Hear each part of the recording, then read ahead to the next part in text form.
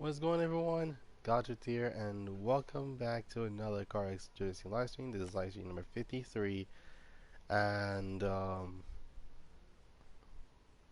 do have um, so today I'm actually gonna be drifting around, and today I'm gonna be drifting some Euros today. So um, yeah.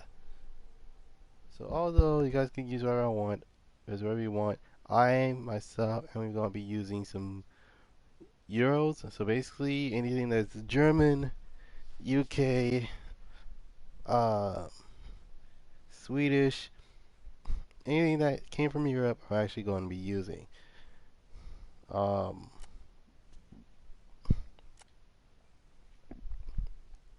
excuse me.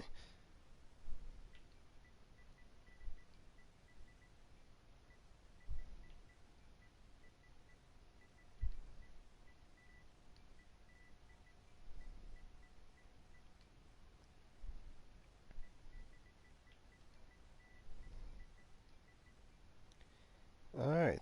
Um,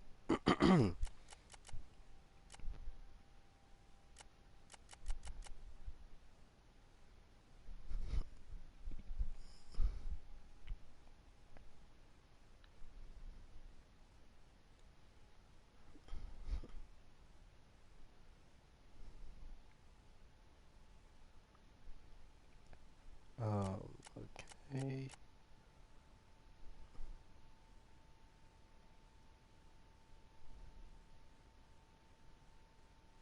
Um,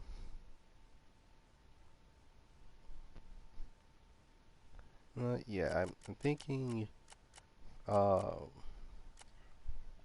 Springstone because, well, who doesn't like Springstone?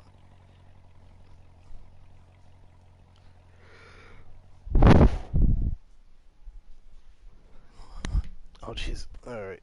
So I do have a prediction for the next update for CarX. They're either going to give us another set of three and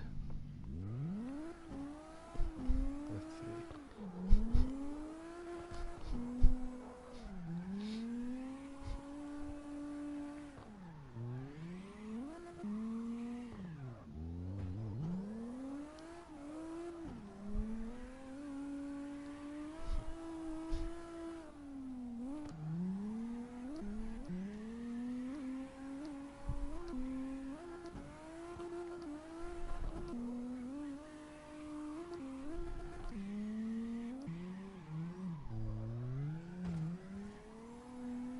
Hmm.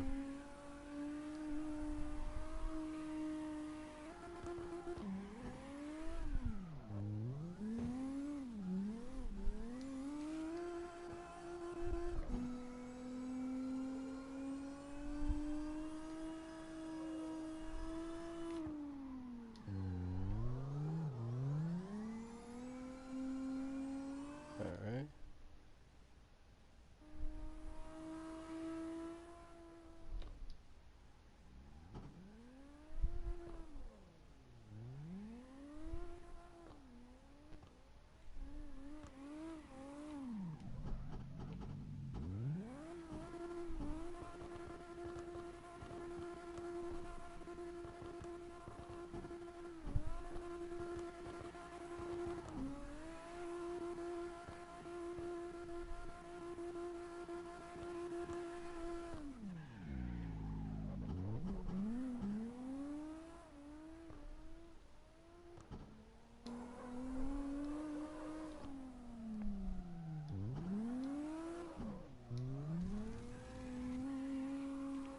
So okay. So I was saying, oh yeah. So basically, it's one of two things that can actually happen with the next update for CarX. Either they'll give us another set of three, and then we have to wait until next year, or um, and this is a giant or. We may or may not, or may get all six vehicles from the mobile version to this game, and then along with that, more body kits. Because although I like the three cars they added, um, I actually want them to add more. So, for those are wondering, what cars are left in terms of them adding more new vehicles. There are 6 of them in total. Um, so for the most part, it's literally 9 vehicles this year. So I'm thinking it's either gonna be, I'm thinking it's gonna be, the latter, like 6 cars, more body kits, another track that you can actually play around with, and hopefully we get something of that nature. Um, but then again, I kind of doubt it because I mean, think about it this way. Um, like legit car extrude racing, like the original car extrude racing, not this, and neither the second game. The first game has Hondas. Um, but this, but most likely for car extrude racing 2, this is actually the first time they ever and they added two more manufacturers, which is Honda and Infiniti. Dodge has been there since, well, the Charger, as well as the Challenger. Let's say, as well as it's basically the classic Charger and the modern Challenger.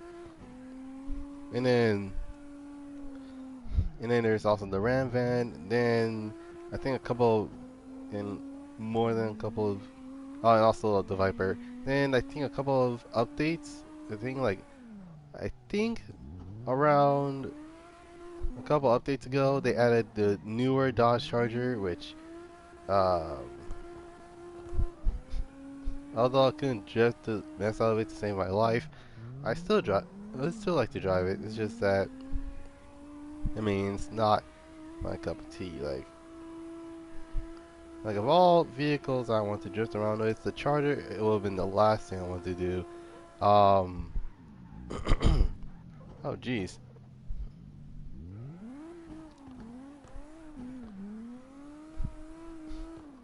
Um,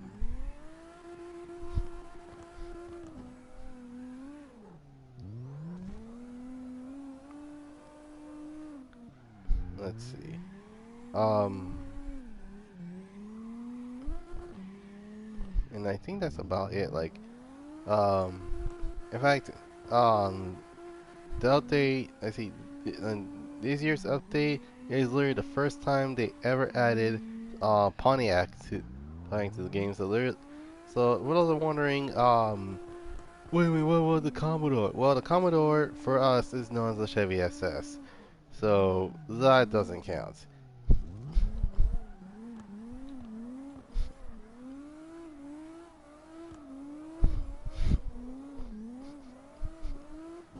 So for the most part, when it comes to like the other cars alone, like for example the Firebird, the uh let's see, there was the Firebird, the Porsche, and the Yaris. I do believe the Yaris is going. I do believe the Yaris is gonna be like the Rolla, there's where it's literally there's no clean there's literally no clean kit for it. And actually, that's what I'm hoping that they also add is the uh clean version of legit race cars. Like for example, the '65 Mustang, the Ford F100, and even the Rella ZR, which for those that are wondering, they're race car versions of the Corolla or the Style IM, the Unicorn, which is a '65 Ford Mustang, and the Truck, which is a 1970 Ford F-150, if I remember correctly. And I just hope they actually add those cars to the list of vehicles that they want to actually use. Um,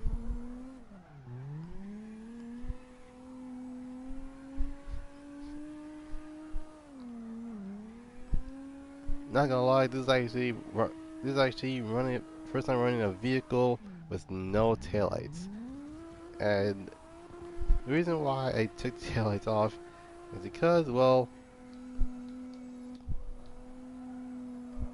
I only have one headlight, so why not just take the taillights off?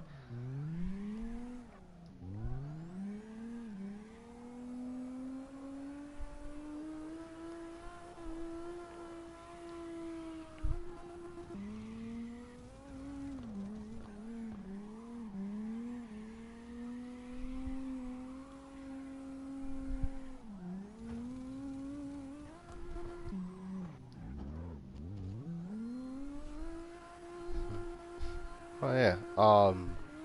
When it comes to like more, like the more cars they add, the more crazier the cars get.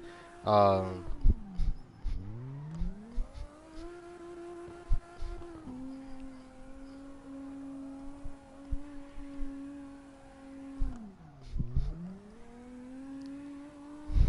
um, so the other three, which is the Infinity, the NSX, and the third gen Viper. Hopefully, the third gen Viper has a lot of parts because, if I remember correctly, the Viper has been out since the 1990s, and unfortunately, it was discontinued in 2017 due to sales not doing doing anything to actually justify it. In fact, the biggest mistake that has ever done is that instead of calling the Dodge Viper, it was known as SRT Viper, and then they rebranded to a Dodge again, but the damage is already done and no one was actually buying them. Um, so yeah, third gen Viper. I'm hoping that I see um okay, let's take the fourth gen Viper for example. The fourth gen Viper actually has a lot of things they can add. So things such as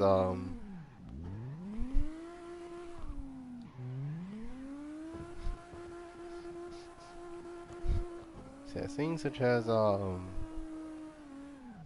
think if I remember correctly there was something called the Hennessy Viper, Hennessy Viper version of this, which is the which I think that one has 600 horsepower, but it's ridiculously fast. Um,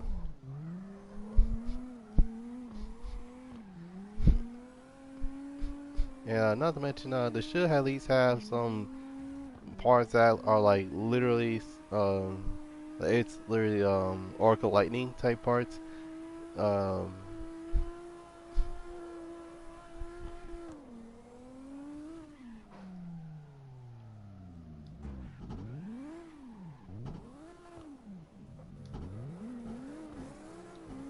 Alright.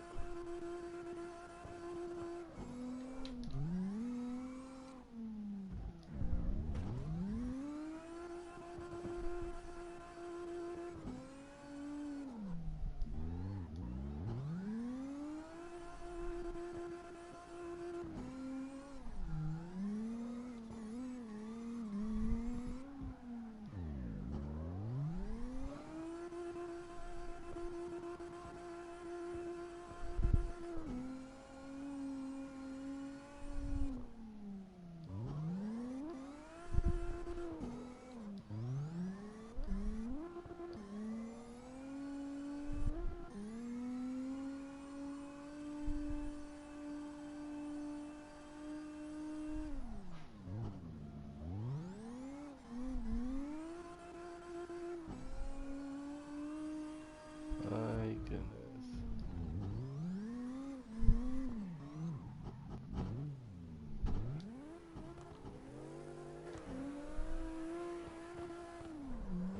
Jesus Christ. Okay.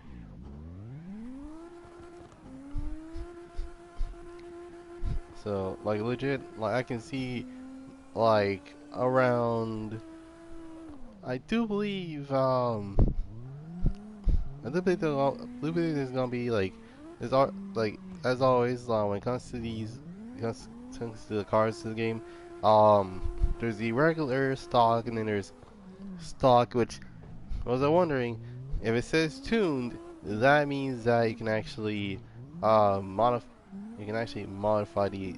modify the exterior of the car. Um, and then there are many body kits, so things such as R&T, Dressmaster, Slide Performance, CBW, which is Custom Bodyworks, and then there's Missile, which is what my car is rocking for today. Um,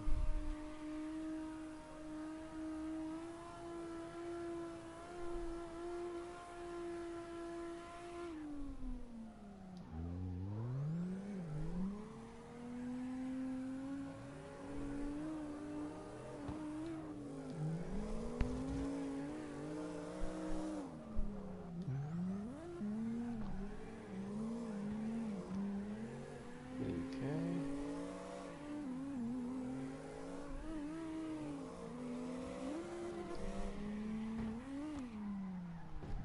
And I was afraid of that happening.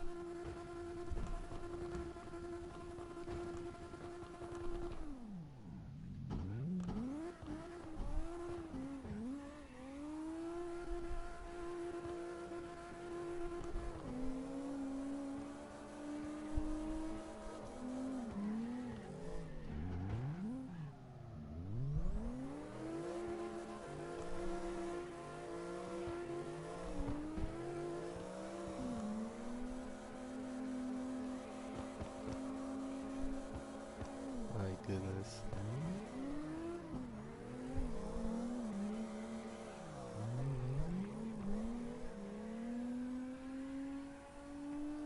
Holy crap, dude. Alright.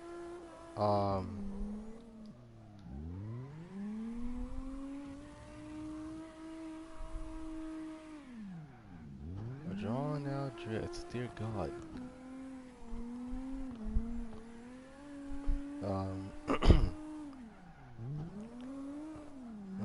Wait, actually, I remember now. So literally, like like in terms of the third gen Viper, parts, let's hoping that there are more than, like, let's just hoping there's more than three, cause like there are some crazy things you can actually do to the Viper. In fact, of all the vehicles I've not seen a wide body version of, it's a Dodge Viper, and this is for plain good reason, and that is because, well, Vipers aren't the best thing to modify to. Well, you can actually make a shell car, and know that for sure.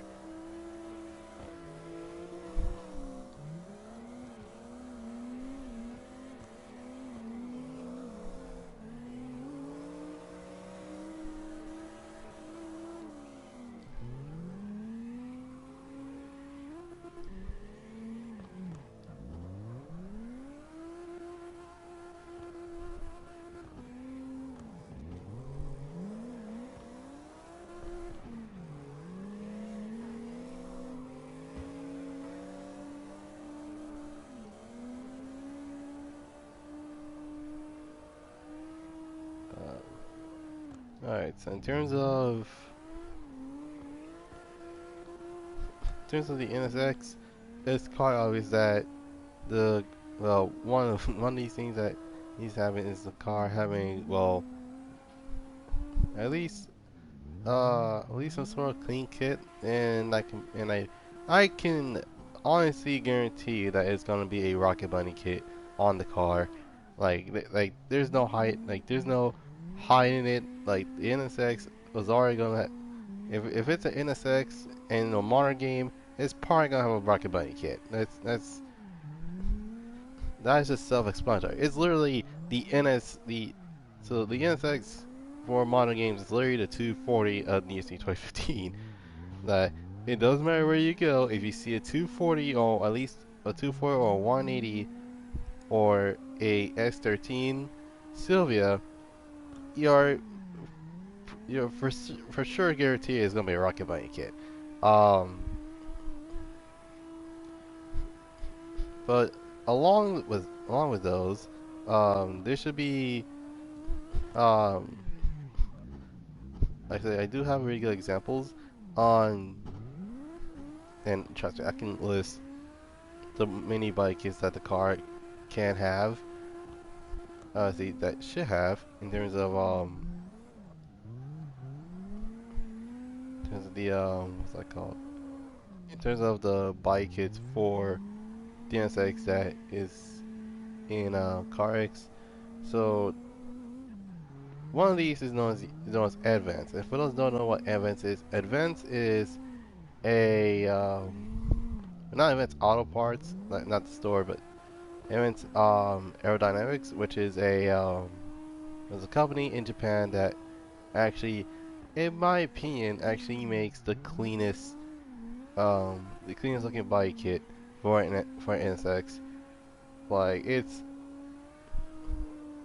doesn't harm the bodywork. Like the only thing that you have to realize is that there's gonna be those two mysterious metal plates that's on the attached to the bumper. But that's just me. Well,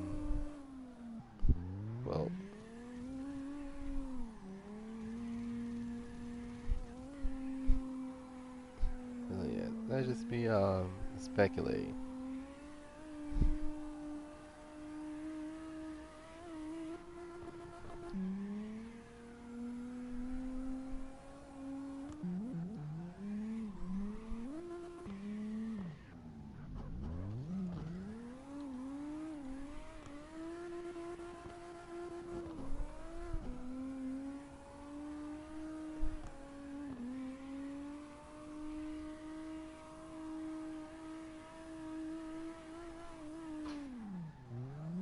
All right.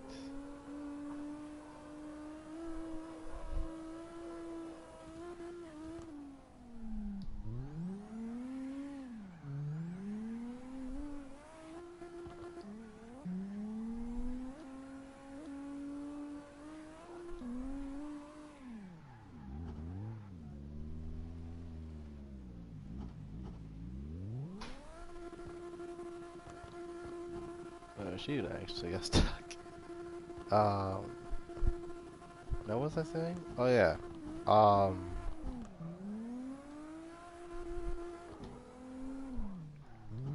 Hello. Hey, welcome to the live stream. Um.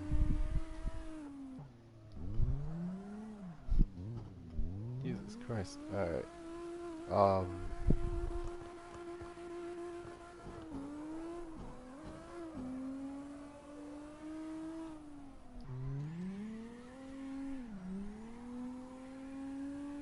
Jesus.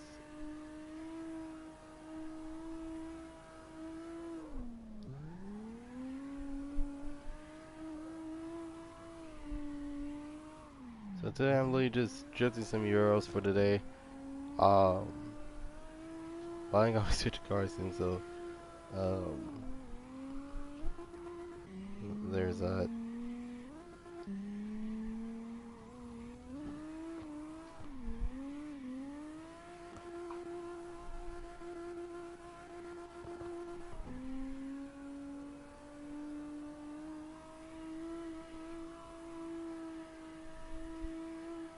Am I English? Yes. Yes, I am. But I am not. But I'm not British English. I am actually American English.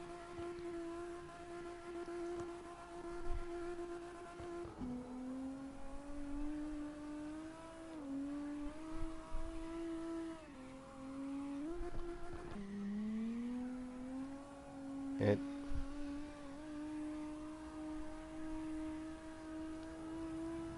why in the world does this always happen when it comes to things like this?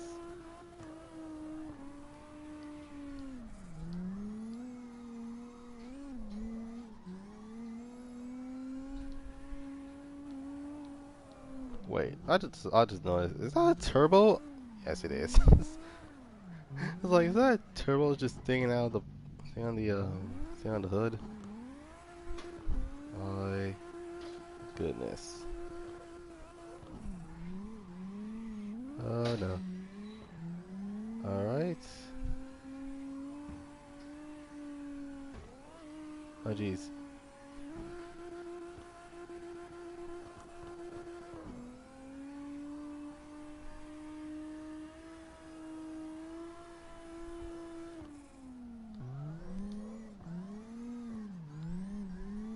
Oh my god. Alright then.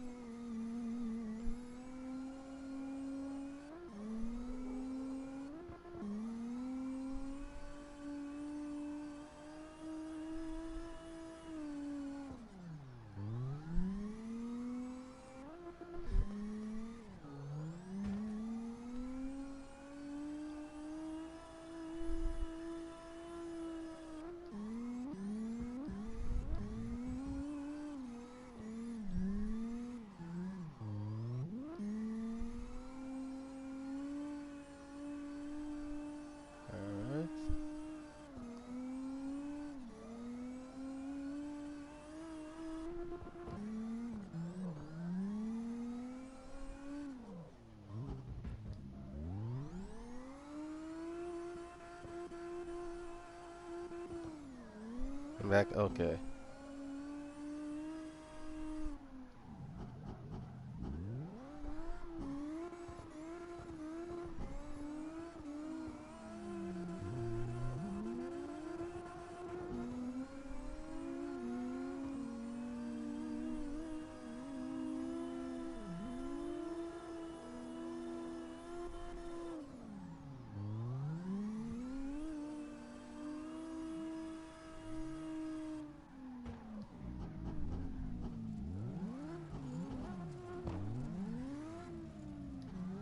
My goodness. All right.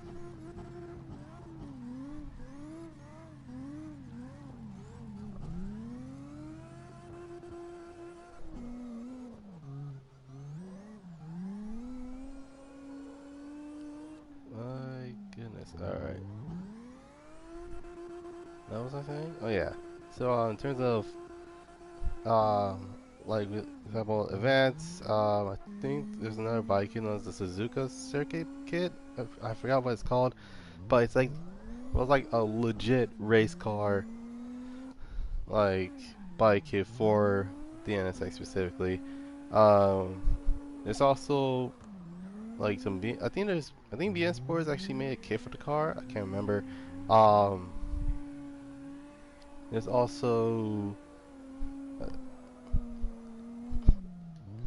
and just like the RX-7 for this game, the Velside kit should be used pretty often. And I think like and also thinking that the the front end swap should have at least not front end swap the legit updated kit for the updated NSX should have the bike kits as well. So literally, like, not Mansory, but I think the bike is called Sorcery, and it's legit for the second generation, not second generation, the facelifted NSXs that legit didn't came with pop-ups, but nonetheless, like should have those bike kits specifically.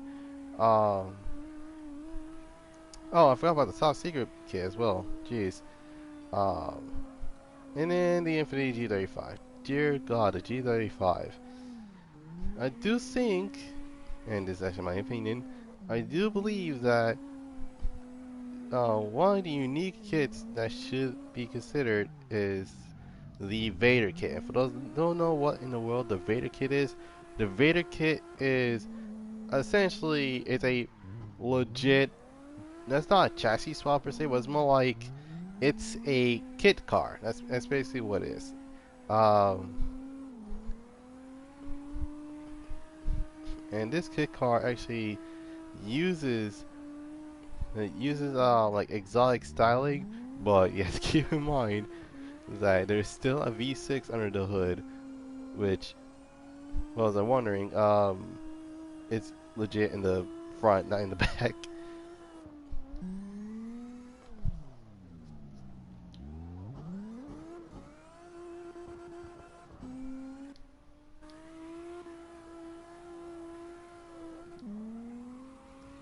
All right.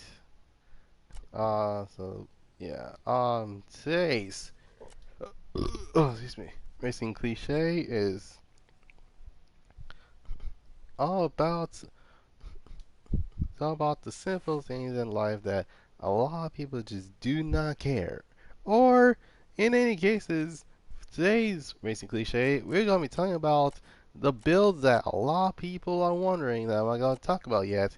Is the one, the only, the no F's given cars. Now, for those wondering, what in the world is a no F's?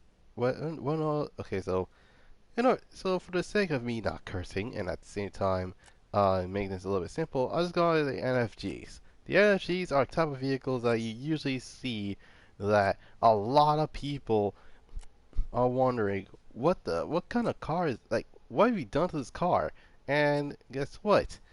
They don't care. It's their car. And not to mention there are many cases where wait no that's an SC 300 um, Euro cars. Hold on.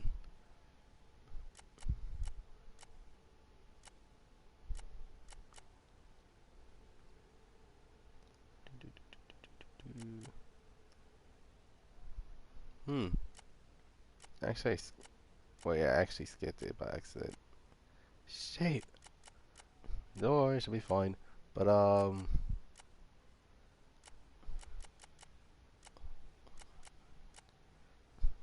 yeah, nonetheless,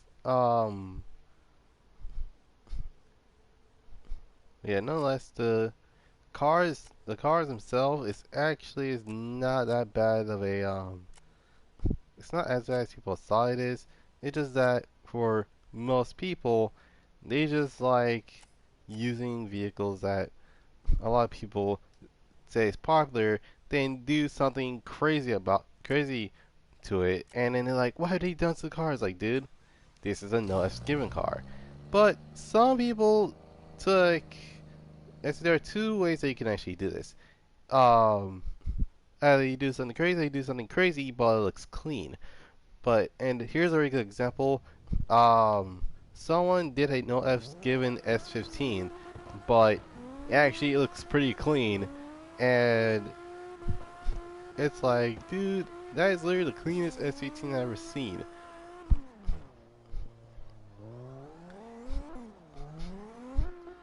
The way you can actually do this is that you just put different mix matching parts, and you don't paint it at all. In fact, you literally just chuck parts onto the car, and then you'll see how it works. Like let's take a Nissan Maxima for example. You chuck in like you literally swap the engine out for an RB20 DET, and then you ended up putting a ridiculously big turbo, and you have some ECU tuning, and you literally took the interior out because I mean that's less weight for you, I guess. You also take the uh, you legit just gutted the interior, and put a roll cage on, and you put slicks in the front and then slicks in the back, and then you're like, okay, so what do you need this extra grip for? It's like because this car is going places, and yeah, you might end up blowing up an RB20, but you have like an extra, you have like at least a couple extra motors,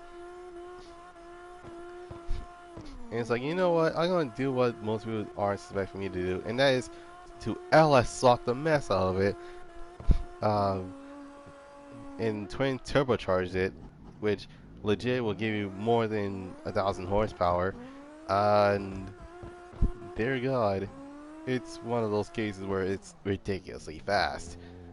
For a maxima of all things. But don't worry, these type of things can happen.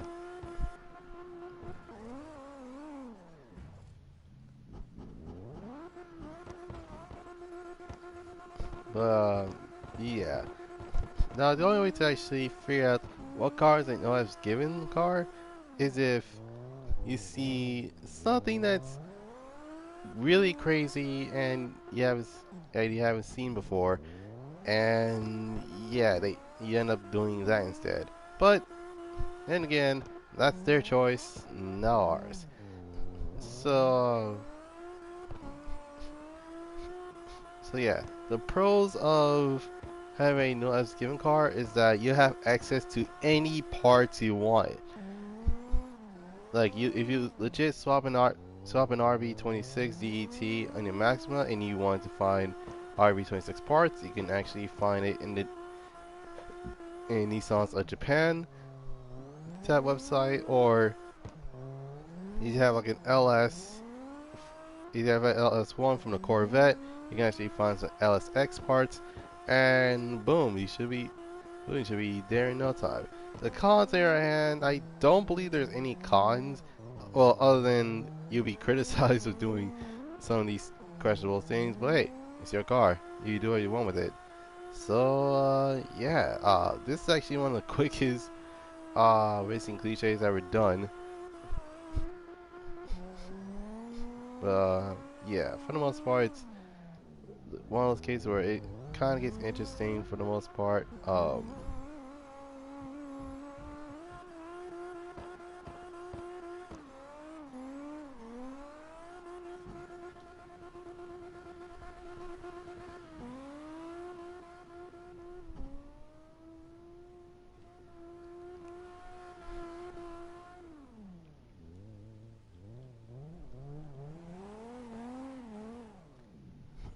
Holy crap! Well, since this is one of the quickest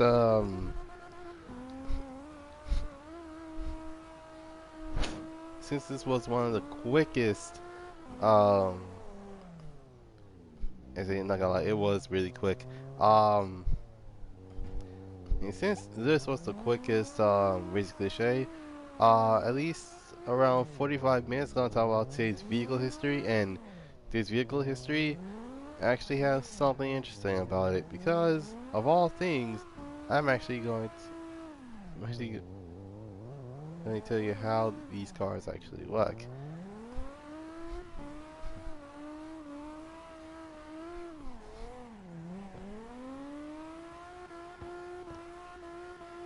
Like this I do wait, if I remember correctly, this is a 7 series if I remember correctly. I was wondering what the heck is the 7 series? The 7 series is very team and literally the M5 if it was bigger.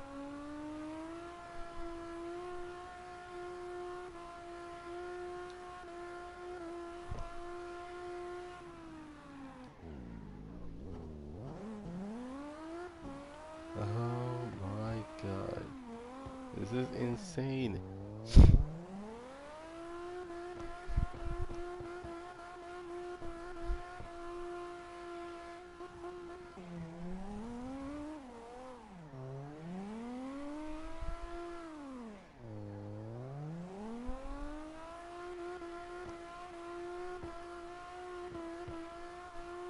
Oh goodness.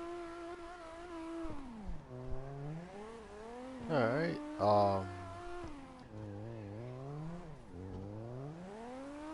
Jesus.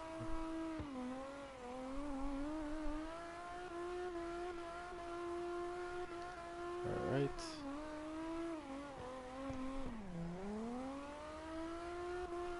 So yeah, that was literally a really quick racing cliche I talked about.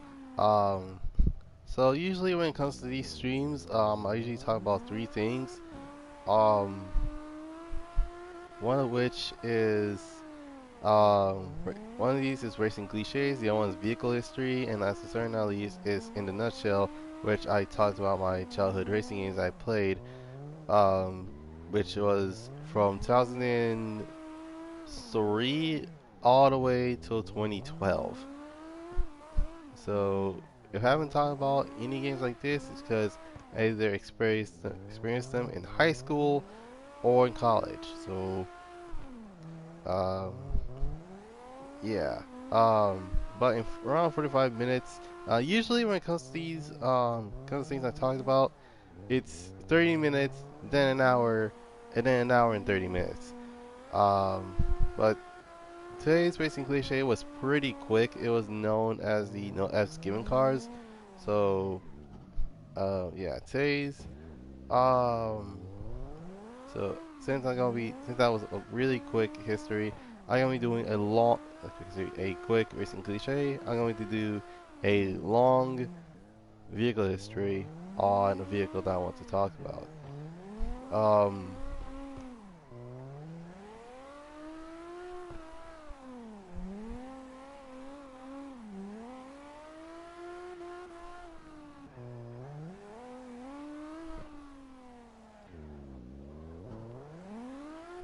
hmm.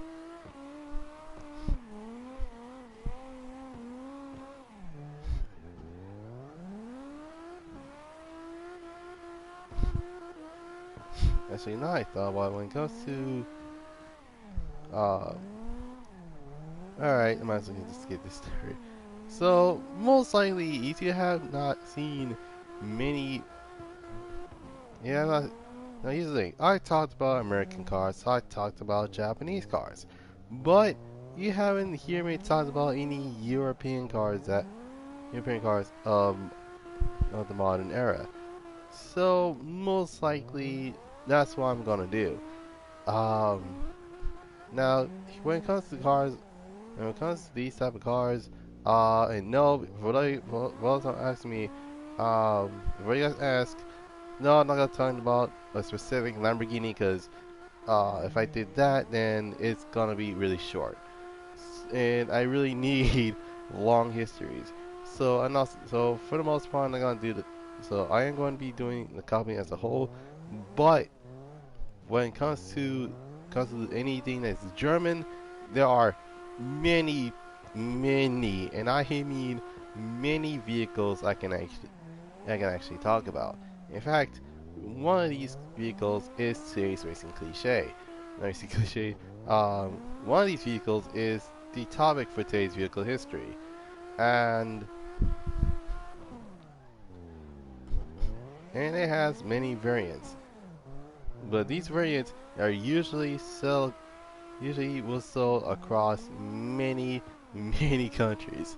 So legit um, countries such as Japan, the U.S., UK, and especially Germany. And not to mention these cars, they have a lot of engine. And here's the thing: these cars can't die for some reason. And I am not kidding when I say this, but this vehicle, other than any sort of Volvo, these cars cannot die, and it's for plenty good reason. Here's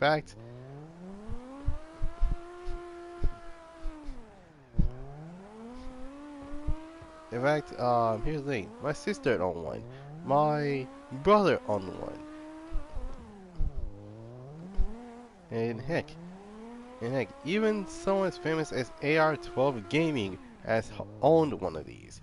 So, for those are wondering, okay,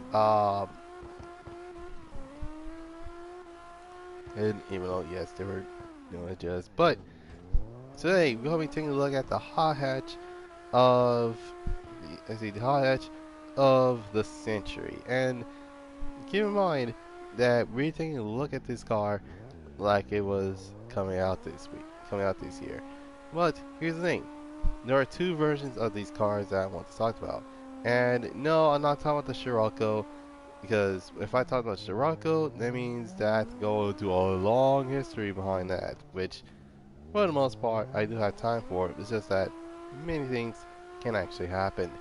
So today's vehicle history, I'm going to be talking about the Volkswagen Golf, and to be specific, I'm going to talk about every single version of that car, which also including the R32 and the Golf R. So, so grab a snack, as well as grab a drink, and relax while talking about today's racing cliche, while talking about today's vehicle history. Um, Alright, so for the most part, so get this, it's the 1980s, and literally every single country was recovering from the infamous gas crisis. So what do you get? Well, you don't want Beetle because, well, at that time Beetles were ridiculously infamous for having reliability issues, and not to mention, um, basically it's a little bit dangerous to actually own one of them. So what do you get? Well, you got the Golf. And to be specific, you got the Golf as well as the Golf GTI as well as the Golf High Country. And the Golf is one of those cases where, in fact, it is one of those cases where basically everywhere else it was called a Golf. But in terms of, in terms of what we get in the U.S., the Volkswagen Golf was known as the Volkswagen Rabbit in Volkswagen Rabbit in the U.S. and they come in many forms. They either came in as a truck, a hatch, or a hatch, wagon, and even a convertible for that matter. Yeah, this is actually one of the many Volkswagens that actually came in as a convertible. And yeah, if you're wondering how that went, well, the other three sold pretty well, especially the trucks. And the truck was a turbo diesel. But yeah, nonetheless it's actually one of the many cars that actually came out around the time where many legends such as the Mark III Supra, the Mitsubishi Starion, the Nissan Skyline R32 GTR. Well, at that time it would have been the Nissan Skyline R30/R31 generation. But nonetheless, the Volkswagen Golf is, well, it's one of those cases where the car itself is actually pretty self-explanatory. Well, it's a hot hatch. Um, so, legit, the actual car came out around 1983 with exceptional results, as in the car itself has sold pretty well for the time. Sold pretty well at the time. And don't worry, I'll get to Porsches a little bit later. Um, in terms of these type of things. But don't worry, things like that usually happens. Um, what was I saying? Oh yeah. Um, so the so um, so the car itself is one of the most modifiable vehicles that you can actually get. Like for example, you can actually turn this car into a Baja Beast. You can turn this car into a show stealer with, you know, three-piece wheels, bags, and basically a tasteful body kit that you can actually get. In fact, the cabriolet version actually had replaced bumpers, so it's legit that you can actually get a modern version of that car. And not to mention, at the same time, um, there was another vehicle that most people don't even realize that actually came out. The Nissan 300ZX. Yeah, 300ZX. The Nissan 280ZX. And yeah, you already know where this is going. Anyways, um, so around, so most likely in the end of the Mark 1 era, we got into the Mark 2. And the Mark 2 came around the late 80s. So, in terms of, yo, hey, welcome to the live stream. Sorry, dude, I do not play Fortnite. Like, so today I'm talking about vehicle history. So if you want to mute me, you can go right ahead. I'll text done by the time I get done, because it is a very long history. Can you join? Sure. It's literally just look for this name. Just look for this lobby. Make sure you're in the American server, and there's no password, so you can actually join in easily. Now, what was I saying? Oh yes.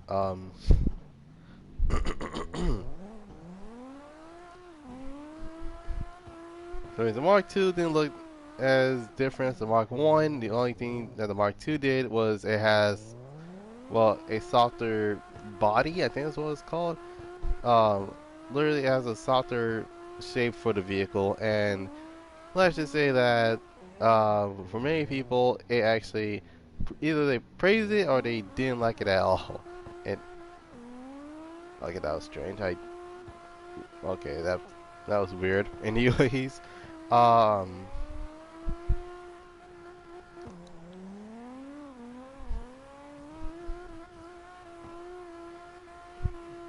let's see. Anyway, the Mark II actually, and here's another fun fact. The Mark II was supposed to be another vehicle that participated in rally, specifically Group A and Group B. But due to the fact that Group B was outlawed by the FIA, due to the many deadly crashes and even deaths in that specific racing category, they had to well, they had to go for Group A, and fortunately for most people, Group A is usually where it's legit a lot more safer than many of those.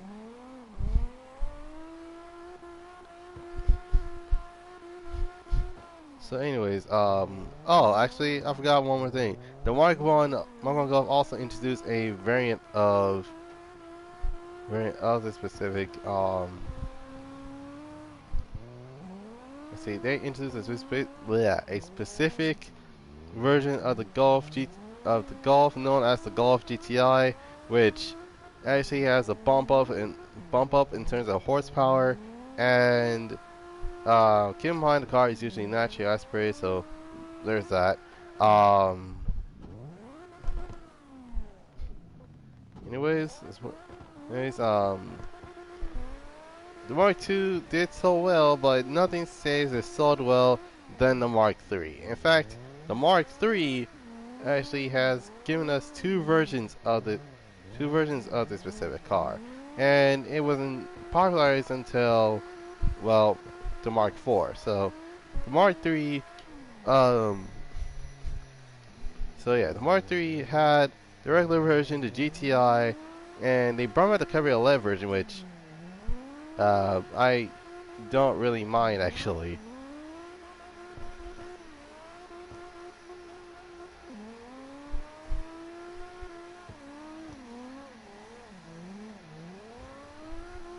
Yeah, great.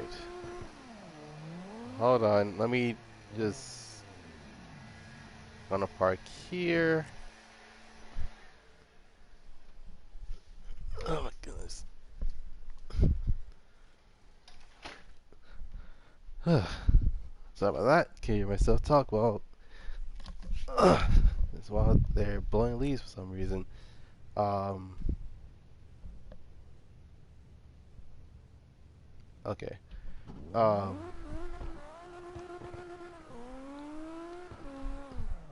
Anyways. Um. So the Mark III actually came in three variants. Well, there's in terms of performance trims that are ahead, there are plenty of them. But the one thing that highlighted the most is that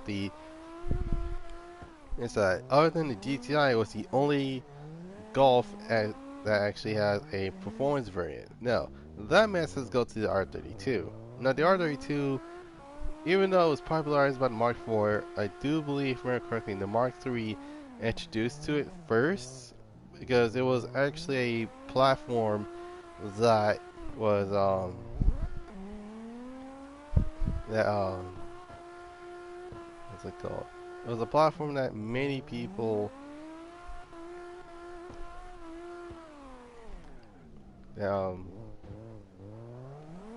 see that the golf guys actually um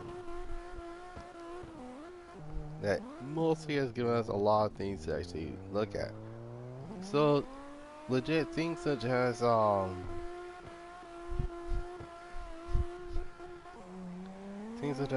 suspension and and they even took a look at the they took a look at the motor, and turns out that the motor just isn't powerful enough. So what did they give them? Well, they introduced three things. They introduced they introduced the R32, as well as something known as and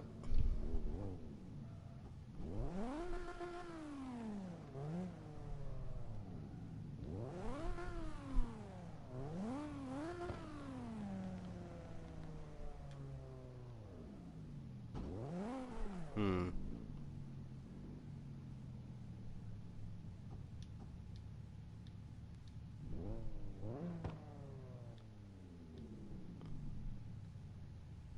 Did they not know I'm in the BMW?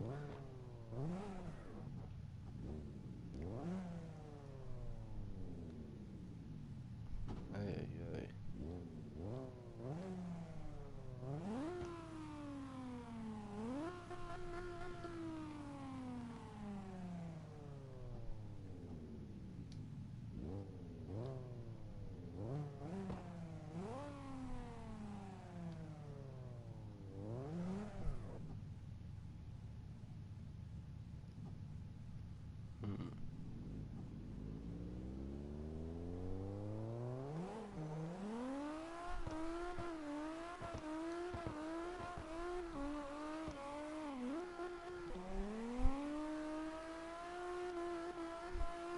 saying? Oh yeah. Um,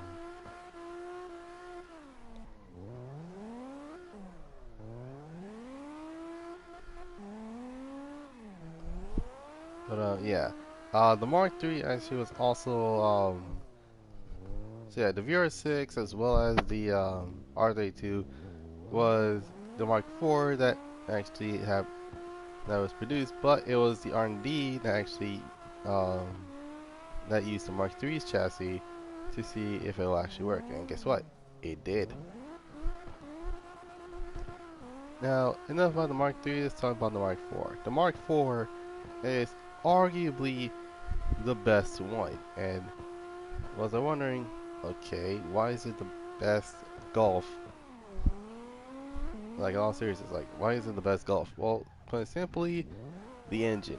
The engine is a 3.2 liter VR6. Now, for those who are wondering, what in the world of VR6? A VR6 is is literally a vertical here's the thing. It's a V-shaped engine that is rotated. It's rotated to fit the car, and there are 6 cylinders onto it. So let's say, for example, like there's a VR8, and the VR8 actually has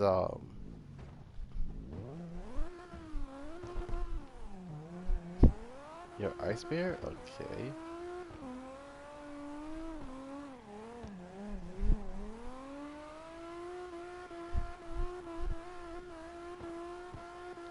Like I don't know what you guys are waiting for. I'm like, what the heck are you guys waiting for? Like,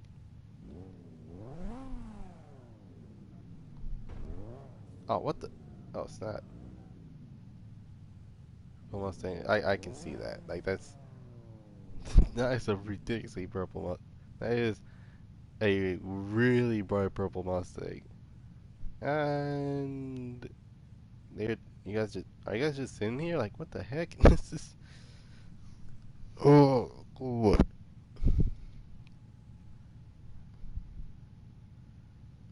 Okay, so we got gold gold Vey in the S. I think it's the S13. Wait, no, that's the do you believe that's a Lorel? I don't. Wait, I'll wait. Actually, I think we have some sort of variant of the Lorel in the U.S. Well, no, never mind. That's the Mark II. We got a Supra, we got a T-ZX, and then we got the Stag, which and that guy left. For the love of God.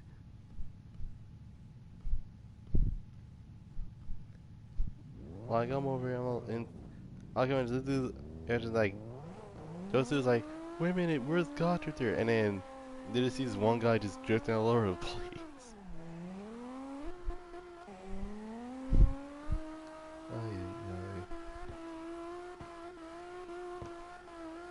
Like in all seriousness, I'm in a BMW for God's sake.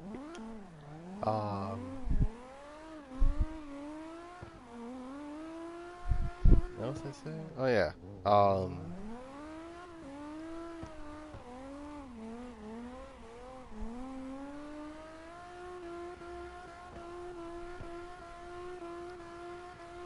yeah. So the Mark IV. The Mark IV was so good that multiple amount of video games actually has considered adding this car and that car to the games.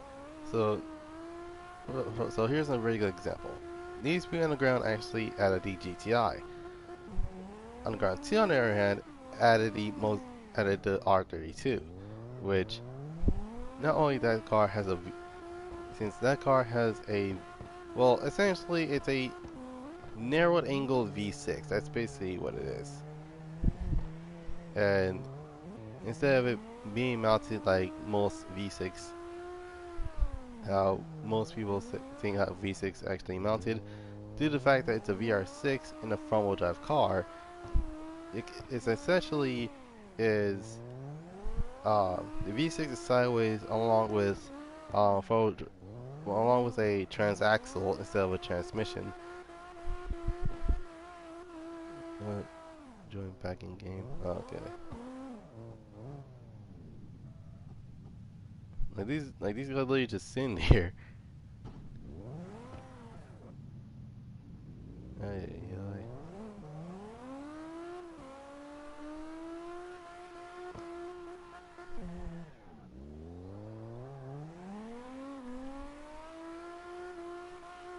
Ay, ay. What was I saying? Oh yeah. So the Mark IV actually did pretty well. Actually, yeah, it did pretty well for the time being. So literally around 2000, always 2004, we were given the Mark IV, and it did pretty well in sales. It was until 2005 is when we were introduced to the Mark V, which at this point in time is uh like keep in mind this was around the time when the infamous stock crash actually happened. Oh, excuse me.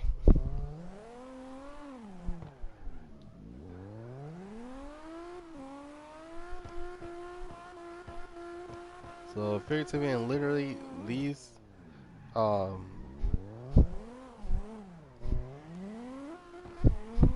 so yeah, the Mark V is that was a big ouch for Volkswagen because if anything it was one of the most it was the biggest moment that they actually have, and it's like, oh yeah, we got the Mark V. And but along with the GTI, they also giving us the R32 again. But what can I speak today? What differentiates the Mark? Oh my God, can I speak today? What what makes the R32 and the GTI different is the way the grill is. The the grill or the go back to spawn. I literally just drew next to you guys. Hey,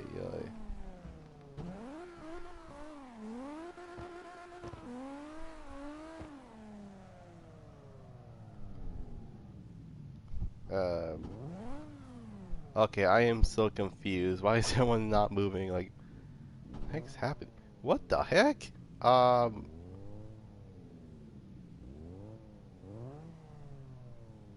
um,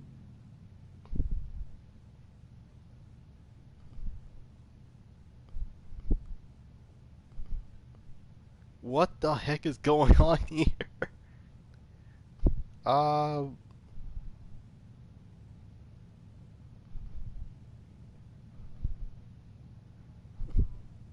dude, he needs to respawn. Oh my God.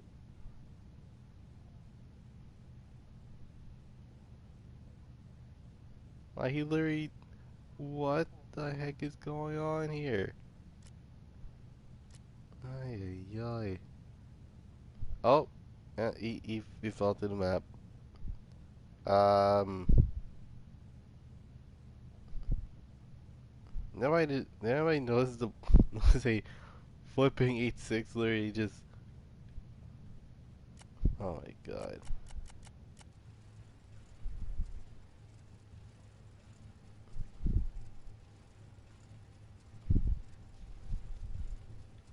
Okay, that is honestly confusing. Like, what the heck happened?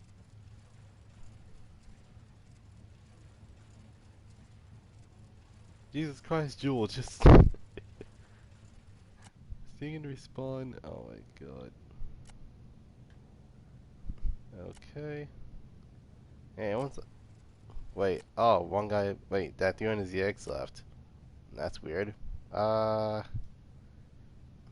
yeah, that's totally how it works.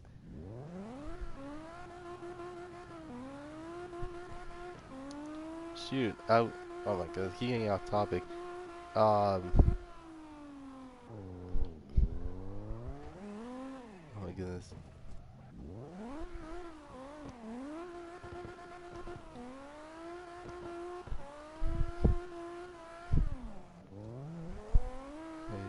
Alright, so the Mark V, even though it's doing so well, in fact, it's actually the only thing that sold well was the GTI and the R32.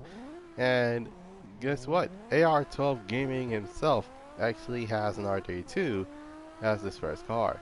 And yeah, it's actually one of those cases where if you didn't grow up in the 2000s, you pretty much had not seen this car before.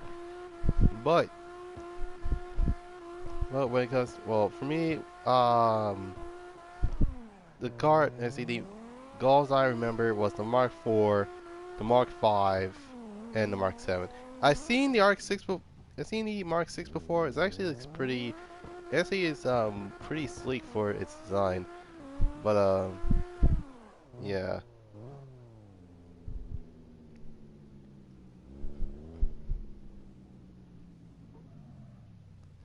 Hmm.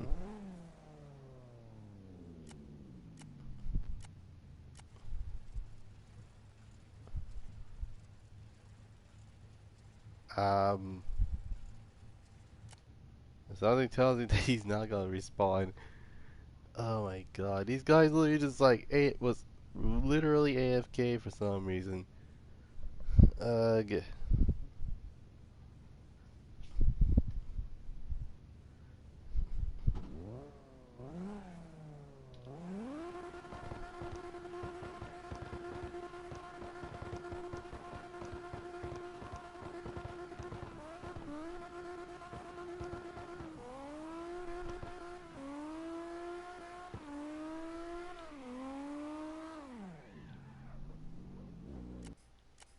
Yeah,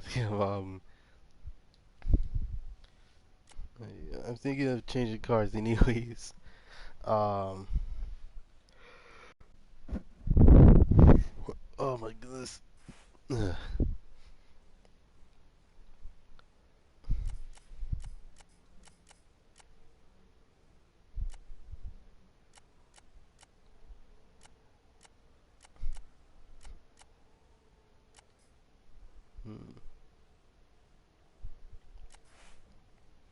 Let's choose this.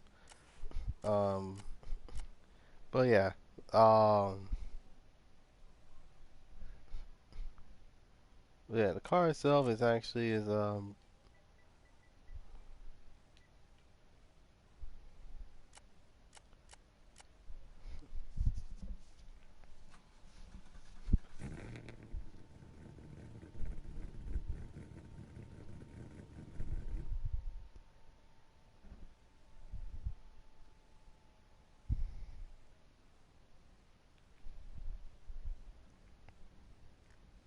all right. And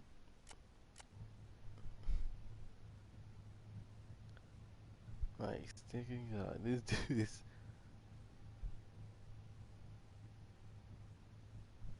Did he not respawn? He hasn't respawned. Well then, what the? That's weird.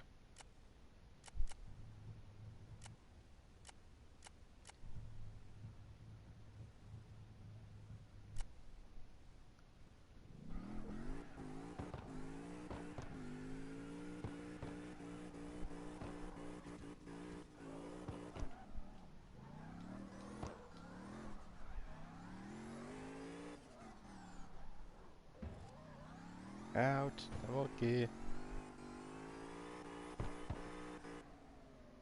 I might need to make another lobby. Alright. Um, but yeah, around 2005 all the way to 2008. I see at the same time 2008 is when they introduced the Scirocco, which I was actually bummed out that we never got that car in the that we never got the newer version available in the US. And well, I was wondering, okay, why I'm so bummed about a 2008 Scirocco? Because the Scirocco, if anything, was actually one of my favorite hatchbacks that's from Europe. Like of all things, like the A45, the Scirocco, I would legit choose the Scirocco over any, well, not any hatchback, but if it's a European hatchback, then I will actually drive around a Scirocco. But unless you gave me a C30, which actually could be possible, then I might as well go with that, since that is a legit a 5 liter. It's not 5 liter, a 2.5 liter inline 5, which is legit a baby V10. So yeah, that's basically what it is.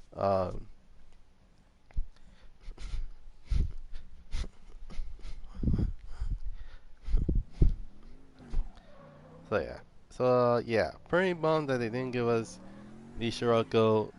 Any, that we didn't get the Scirocco in the U.S. Um,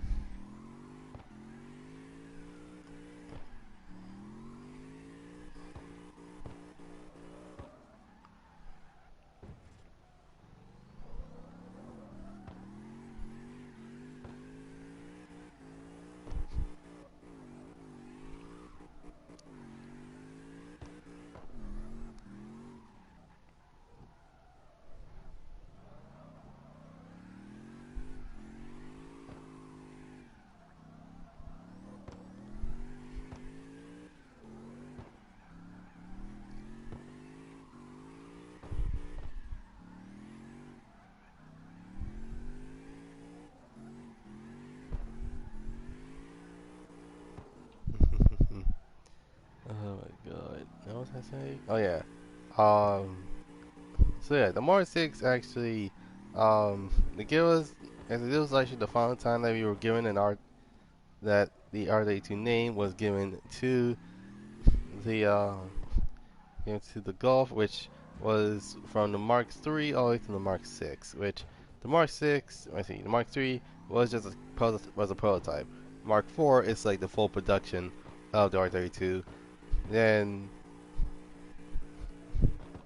the Mark 5 gives an R32, and then the Mark 6 also was given the R32 treatment, with a signature blue with the R32 badge, and it actually did pretty well. I actually did like the Mark 6. The Mark 7, um, yeah, the Mark 7 was the only Volkswagen Golf I know that didn't have a R32, but instead it was known as the Golf R, which was, I'm wondering, is its faster variant than the GTI Club Sport guys. Like in all seriousness, who in the world is gonna be driving around? Actually, I know some people that would drive around a GTI Club Sport, but dear God, guys, give us the Golf R. Anyways, um, so yeah, for those that are wondering, okay, so how's the Mark 7? The Mark 7 is one of the most long. It's literally the longest generation since since the C3. In fact, the C3D. In fact, the Volkswagen Golf GTI was around. Let's see, the Mark 7 was around since 2011. Well, 2012. Well, but 2011 nonetheless. Uh, and yeah, 2011 was one of those cases where it's like, okay, the kid was. It's like, okay, the Mark 6 didn't last long, but the Mark 7 lasted too long. In fact, I was already like, okay, let me guess. It's gonna be a Mark 7 Golf, and most people are gonna be like, but the Mark 7 Golf is good. Yeah, the Mark 7 may be good, but dear God, just give us the Golf R. So yeah, that's how the Golf was made. In fact, many people actually they like the Mark they like the Mark 7 Golf. In fact, in fact, you might recognize this company. Pandem actually has a bike kit for it, and I can tell you already, that bike kit fits better than well any of the vehicles. Period. So, those are wondering, are there any more Golfs that's coming out soon? Well, yes, the Mark 8 Golf. It's one of those cases where it's like, okay, so to give us the Mark 8 Golf, what can we do to it?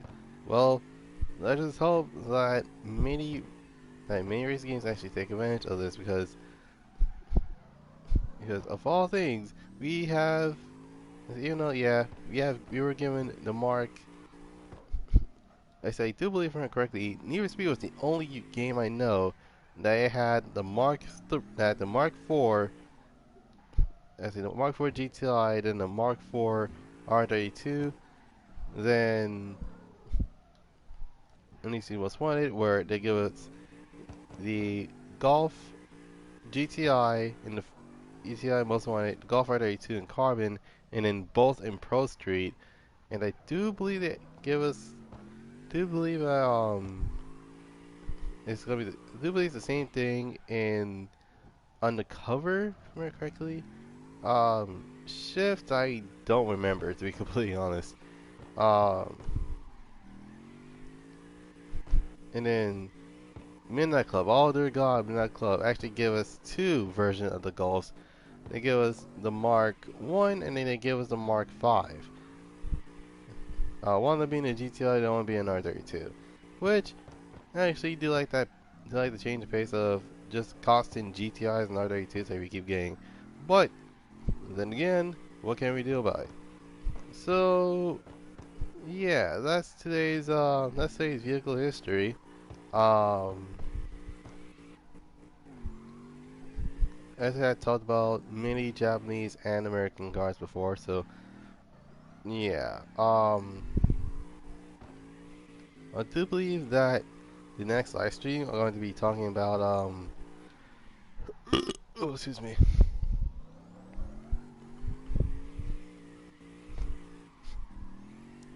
So I do believe I think later today when I stream Gran Turismo I'll be talking about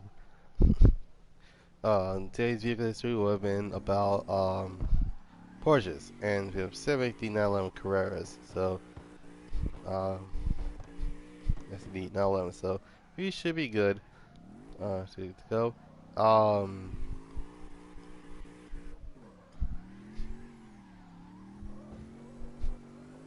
Alright, so yeah, for the most part,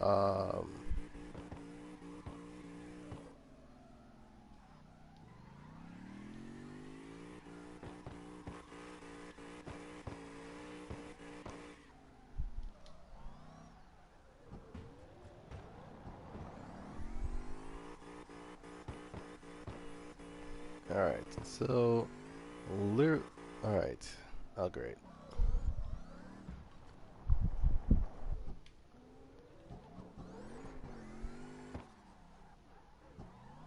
Alright then.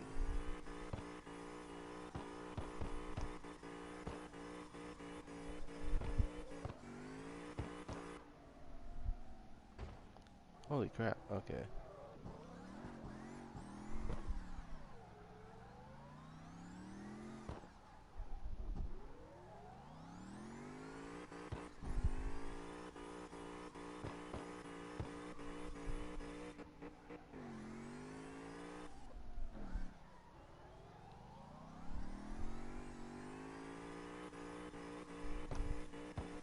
Not gonna lie, this section reminds me of the Slav and Torque Drift.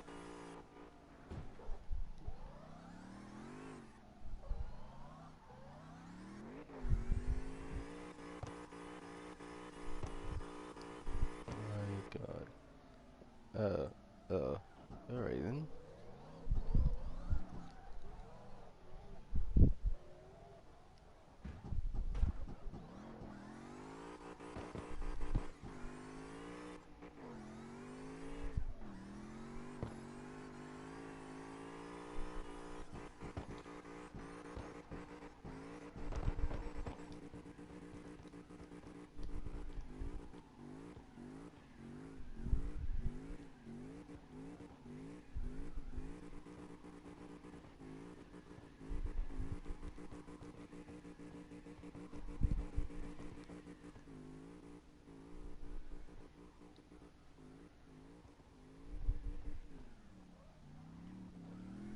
My goodness. Alright.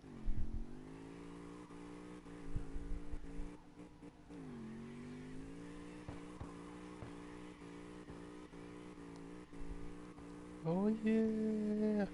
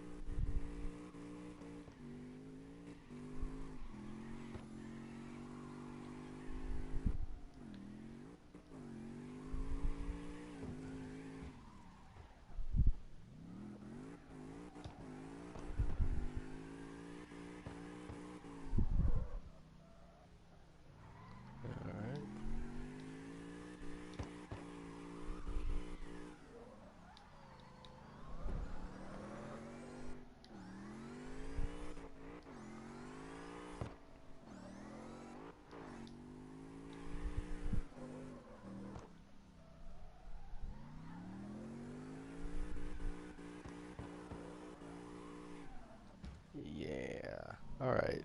Um.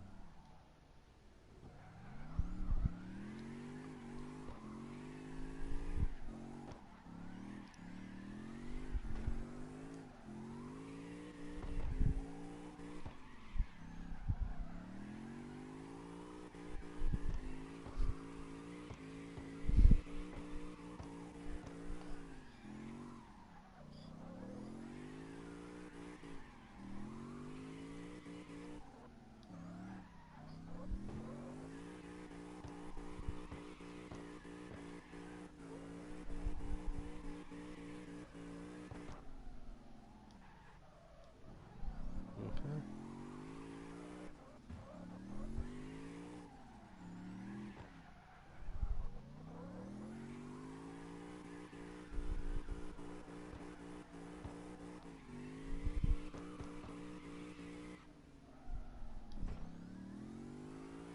I guess it's something I need to get used to.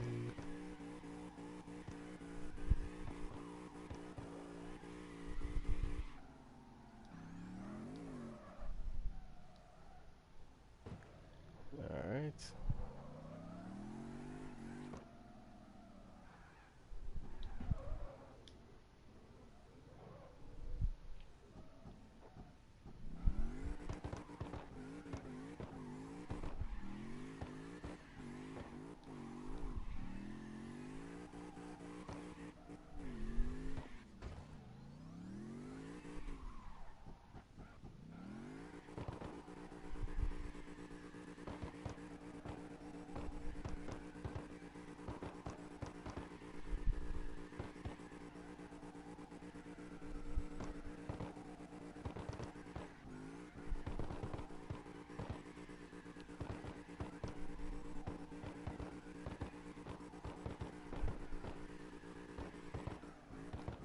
Oh my god. Ooh wee. Okay. All right. Um. Although I like my Benzes, I like I like my Beamers, my Benzes, my Audis. Oh my god. Ugh. Okay, so I think the next 5 minutes gonna talk about today's in a nutshell. Um.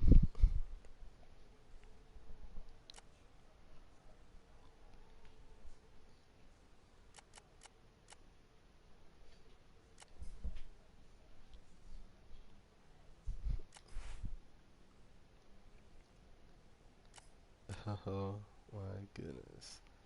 Oh my goodness.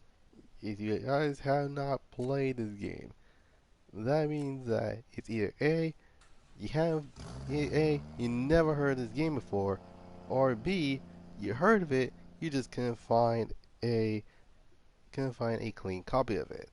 And well, I can't blame you. This game was pretty interesting to say the least.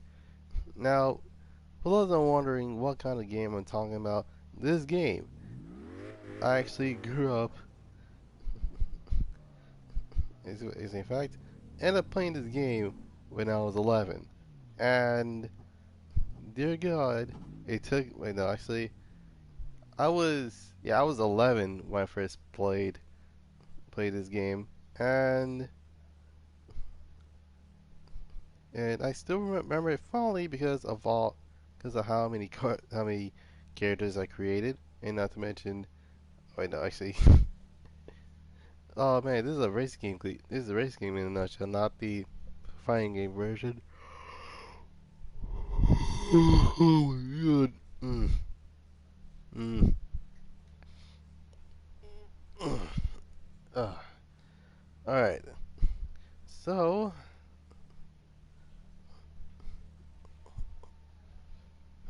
hmm,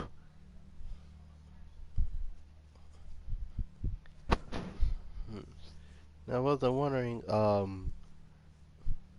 what game am I talking about? And this is one of those cases where you might have to look this game up because of all the games I played, this game actually let's see, and I'm not kidding when I say this.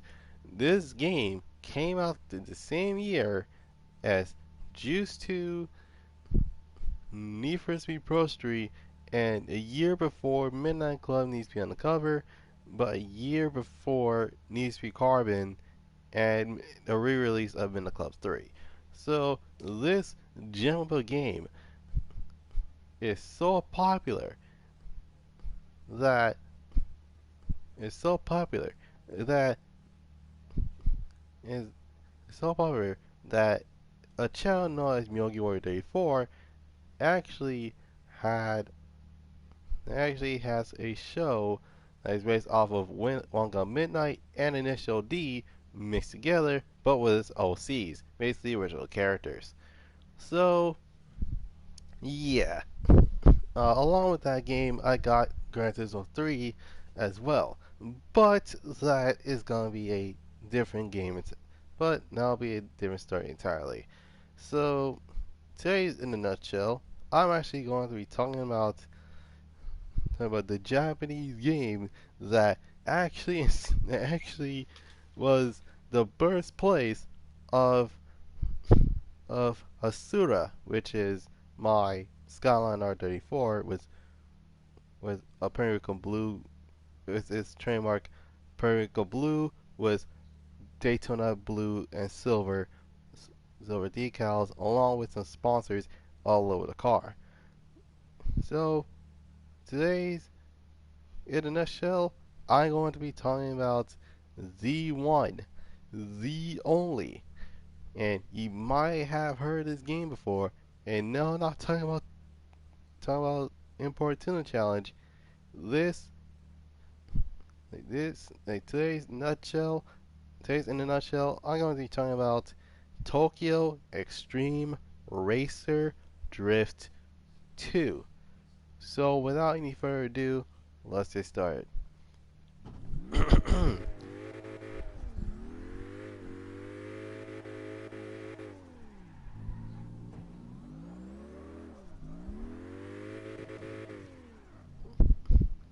So Tokyo Extreme Racer Drift 2 was a game that came out around 2007 that is produced by Genki Racing Project. It was developed by Genki Racing Project and and it's been polished by Genki.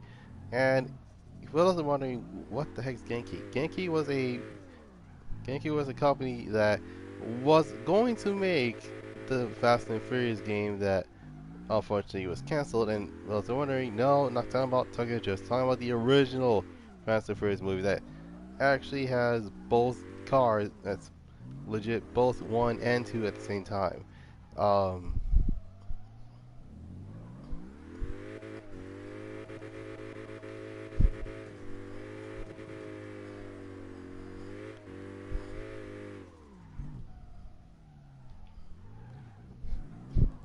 yeah. Um, yeah, the cars. Well, yeah, the game itself is actually self-explanatory.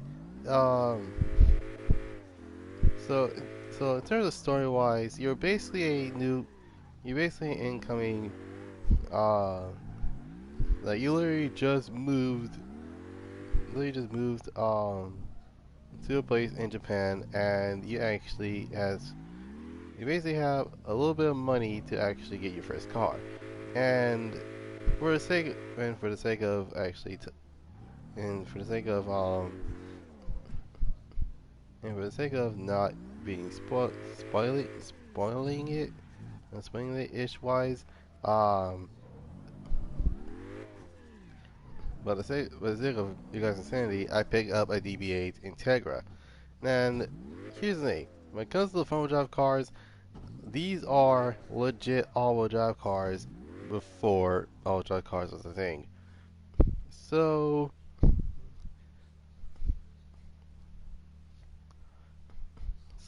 yeah, these cars, yeah, the car itself is actually pretty much stuff amazing. And I was wondering what the heck is the DBA Integra? The DBA Integra is the DC2, but it's not a Type R. That's basically what it is. A DBA is literally not a Type R. Oh, excuse me. Anyway,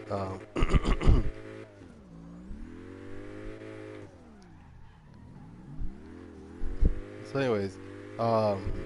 anyways, in daytime you can actually participate in sponsored races, and not to mention like these tracks are actually not that bad if you think about it. But believe me when I say this, most of the stuff that you're actually going to be focused on is nighttime, and in nighttime you can actually race some of the race some of the locals via going to the PA area, picking which parking lot to go to, which part of the parking lot to go to, and you end up racing that person. And there are and all right, so in a bit of context, there are around 349 opponents, and I am not kidding when I say this. But you can't even say this. But you have to literally look at which day these guys and come in and what kind of weather conditions they go in, because some of the some of these some of these opponents may not do not want to challenge you unless you have something. So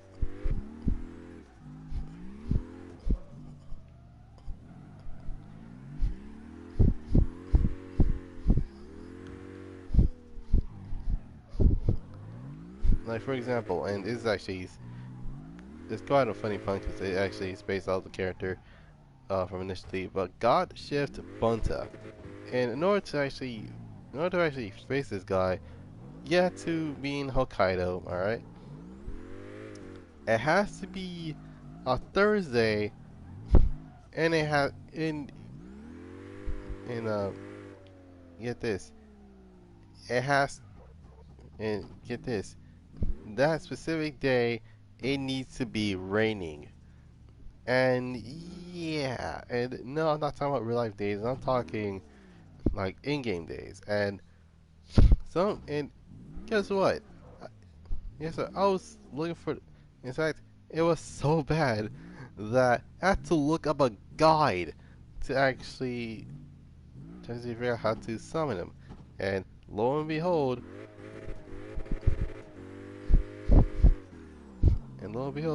he actually was one of those cases where, in order to actually get to him, you had to literally, like, you have to literally spend a lot of in-game days to actually, well, get him to come out.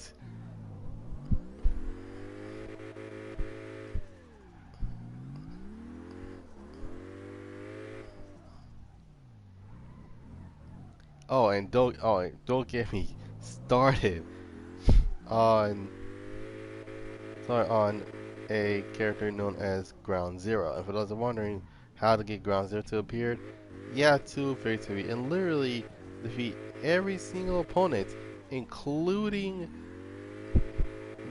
I think it's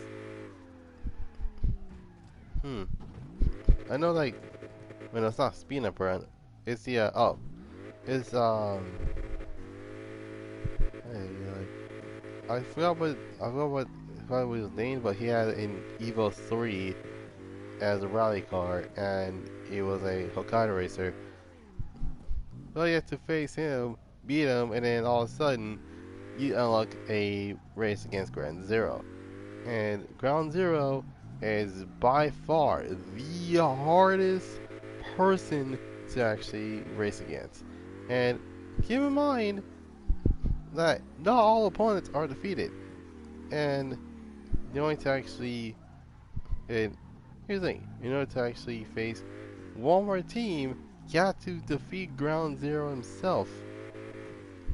And good God, how in the world did this happen? How in the world did this happen?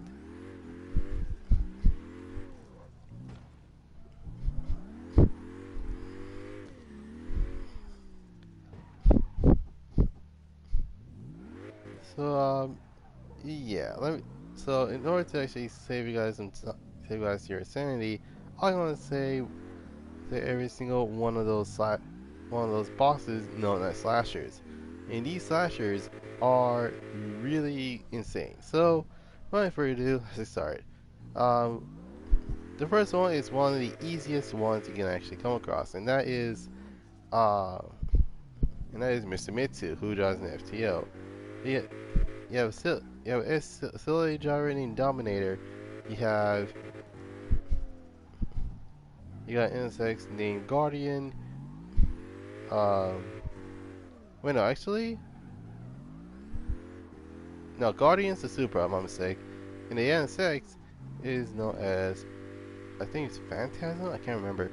Um, but yeah, there are literally 349 of ones that can actually race into Extreme Wrestling Drift 2, and it's kind of sad how many hours it actually took me to actually get to this point. In fact,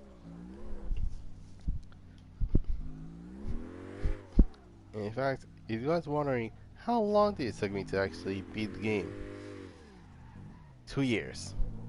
2 years. It took me to actually beat Tokyo Extreme Wrestling Drift 2. Should I buy it? Goddrifter247sun Racing? Yeah, actually it's pretty good. Um, and if you're wondering if there's a super in the game, yes, there is. Um,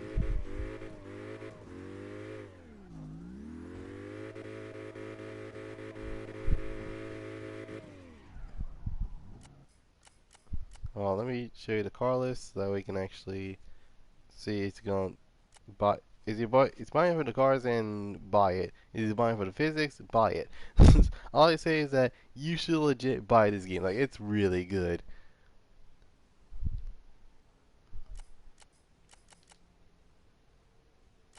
So this is class 1. This is class 2.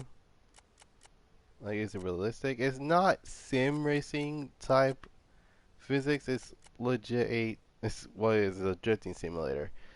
Um,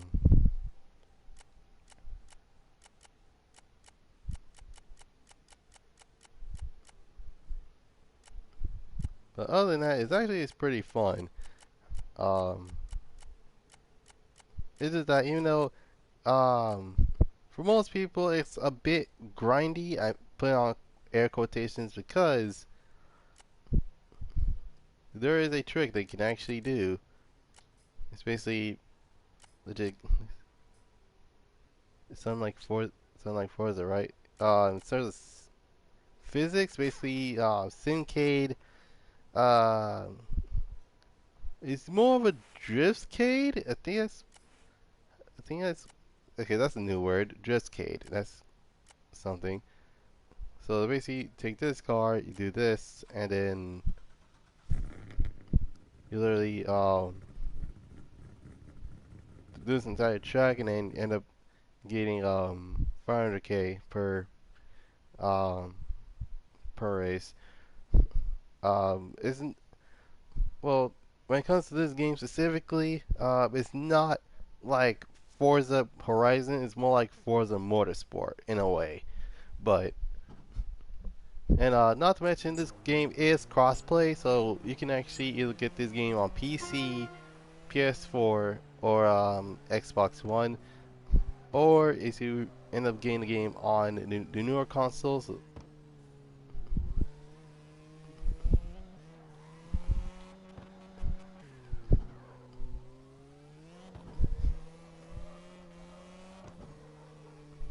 Show you stuff? Okay.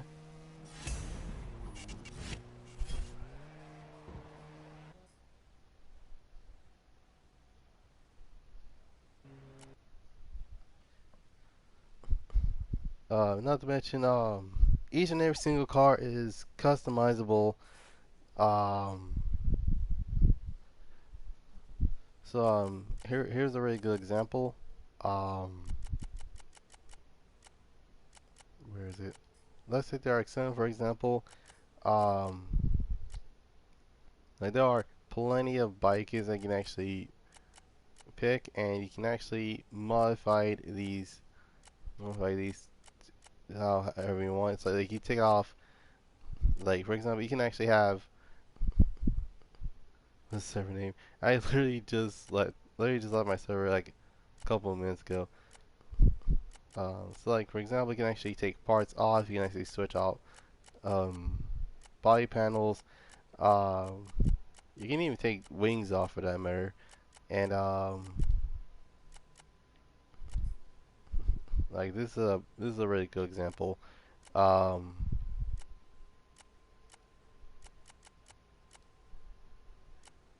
and in fact, you can actually get the Pandem. Uh, you legit get a Pandem kit for the car. Um,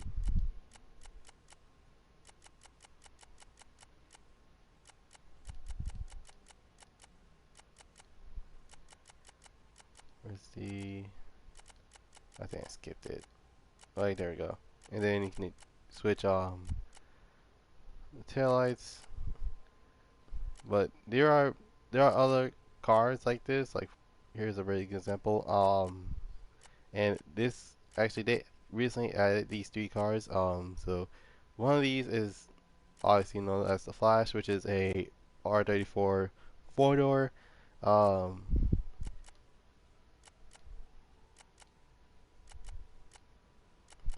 like this is a really good example. So you got the so you can modify however you want with the car. So like like I said, you can take part stuff off. You can put parts back on. Um, like this is um, like it's one of those games where like customization is legit endless. That's basically so you can even customize the seats for that matter. So like for example, since I'm running mono, I'm going to put mono parts. So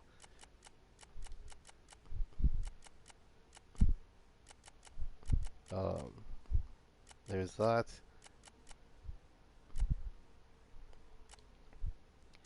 I'm not gonna buy this. Is literally just an example for now. Um,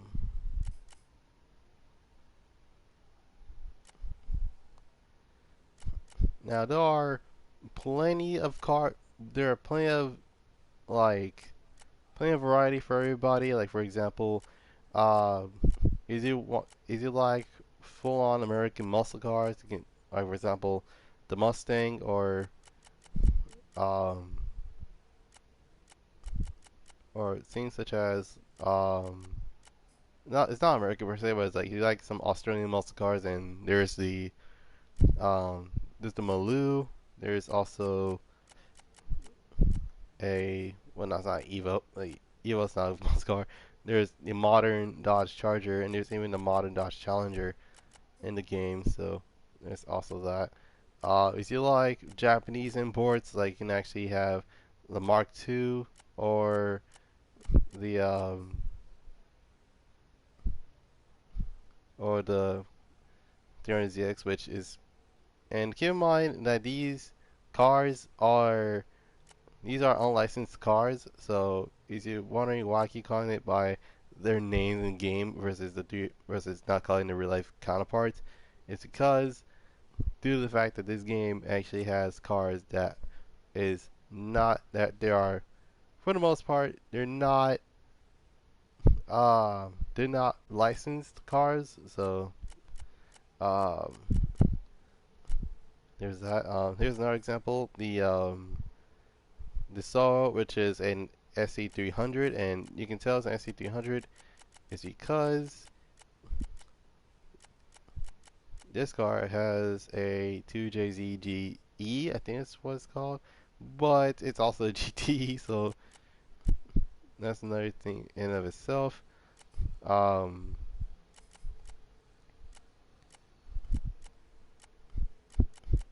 in fact, let me get to my AMG GT. You can actually have convertibles on some cars, so like that's a really good example. This which is well, you got the AM. Well, I think this is the Mansory Y body, if I remember correctly. Um, and then you have just the convertible version of the car.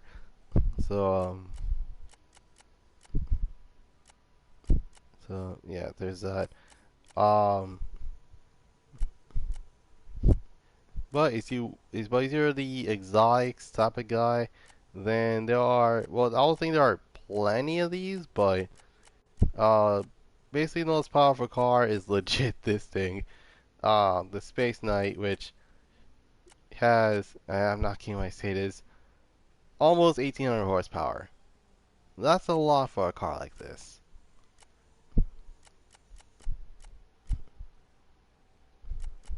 Um, what else is there? All right, might as well just. All right, so in terms of suspension, okay, let me just reset everything so that you can actually get like a full glimpse on what it is. Um, so I can, so like for example, you can legit slam the absolute mess out of a car. So um, is that you can stiffen suspension. Um, and there is some camber that you can actually do. Um,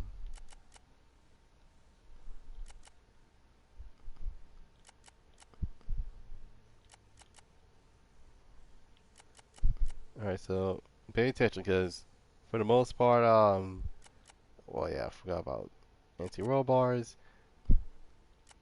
So you can legit have legit 23 degrees into camber on a lot of these cars, but just letting you know that not all cars are gonna have the same exact amount of degrees of camber that you can actually put.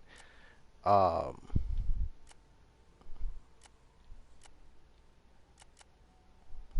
hmm,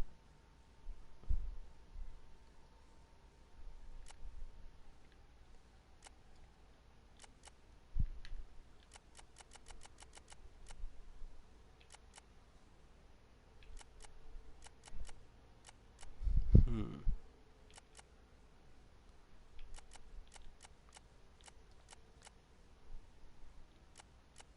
okay.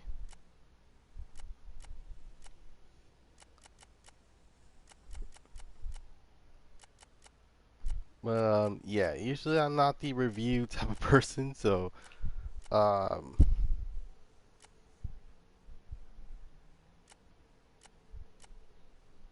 if you want to buy the game, go right ahead. But then again, you have to realize that usually this game is cross-platform, so for the most part, it's legit one of those cases where like wait, let me grab another European car, DTM 46. There we go. Um,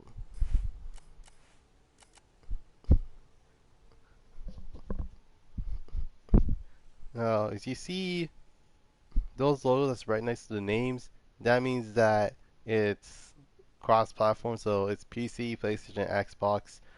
Um, it's also just been available for the Switch, but it doesn't have any completely forgot what it is. Um,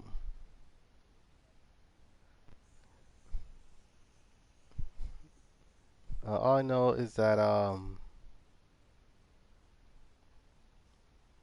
what's that called? All I know is that the Switch is the only it's the only system I know that, well, I think it's the only system that I know for sure doesn't have any cross uh crossplay thing, whatever that thing is. But yeah, um,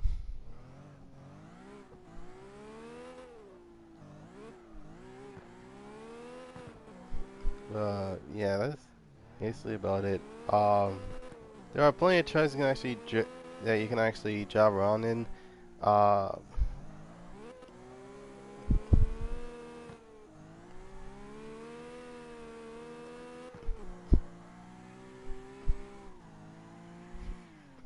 And also in terms of like, and you can also make liveries, but don't expect to actually like find a livery downloader or what's called a tuning type of thing. It because you have to make your own tunes. Um,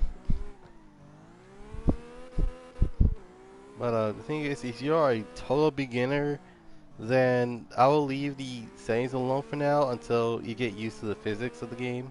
So you see right now because for mods on PC, that is indeed true.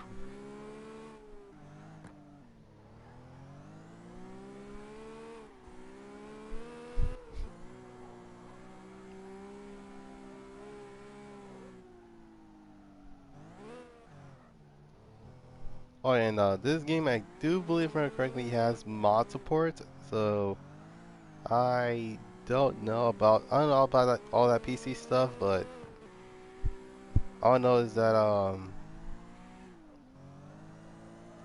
if anything these type of things can't act these type of things do have um mods you can actually work with, like, and not to mention you can actually do the tunes yourself if you wanted to. So uh yeah, that's for the most part. Most cases I'm not the type of person to do reviews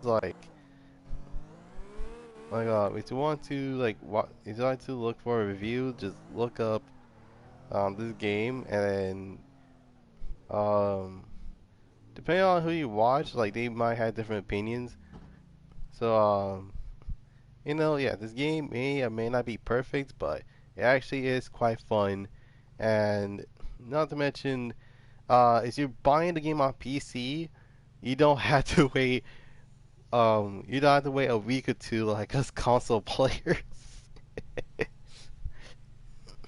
and for that, and the reason is because um, what's that called? And the reason is because of all the things that usually happens is that um a lot of these um what's that called? Like for example, the recent update that we got for this game, um like PC actually got it first, and us console players have to wait like at least a week or two until it gets until we got the update, and so far it's pretty good. But it did had many problems. Like for example, um, if you have seen my Blitz R34, you would notice that uh, that SE is pretty cool because yeah, of all things that happened to the design of that livery, and I'm dead serious when gameplay of the yeah, sure, look up the just look for this name and make sure you're in the American server. Otherwise, you're in any other server than American, um, then you won't be able to find it. And there's no password for it, so you should be good. Warning you though, there is collision is on,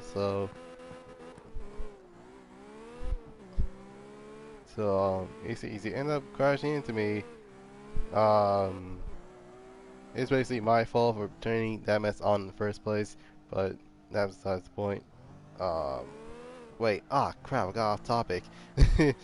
If you don't want me to ramble about a game I played as a child, then mute me. But nonetheless, gotta continue with my topic. So in terms of gameplay wise, there are many things you can actually do. Like you can actually like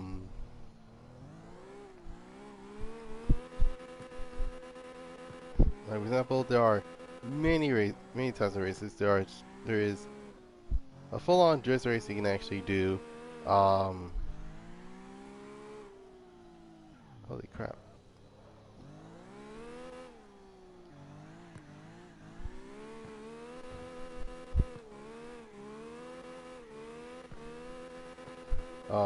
So like, so there are many kinds of battles that you can actually do in Turkish Universal Drift 2. Um, there is actually here's a really good example. Now better on this one because there are many of these. So SC battles is basically the typical Turkish Universal thing where there are two health bars and whoever got the most farthest is either who got the most farthest or whoever actually got the finish line wins first. Actually wins the race. Um, there is CA battles known as corner attacks where you legit had to we literally had to get drift points in order to actually move on to the next checkpoint. But whoever actually has the most points actually wins. Time attacks is your typical time attack. It's literally it's straightforward. It's point to point B, but whoever has the best time wins. Um, and then there are specific battles that you might want to figure out. So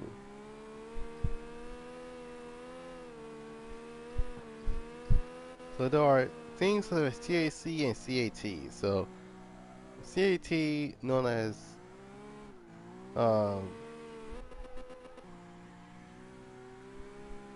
known as corner attack time, which is very severe, and literally you cannot. And I not can't say this. If you hit a wall while drifting, that means the race is over. It's kind of like Last Man Standing Juice 2, but a little bit different. Um, now what was I saying? Um, what's the server name? It's right there. Ugh. Just look up Goddrifter247sun, and it should be there.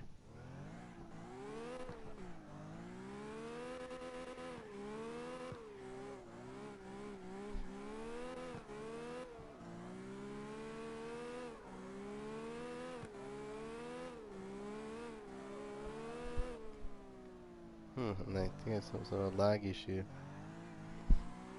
Alright. Now, what was I saying? Oh, yeah. Um,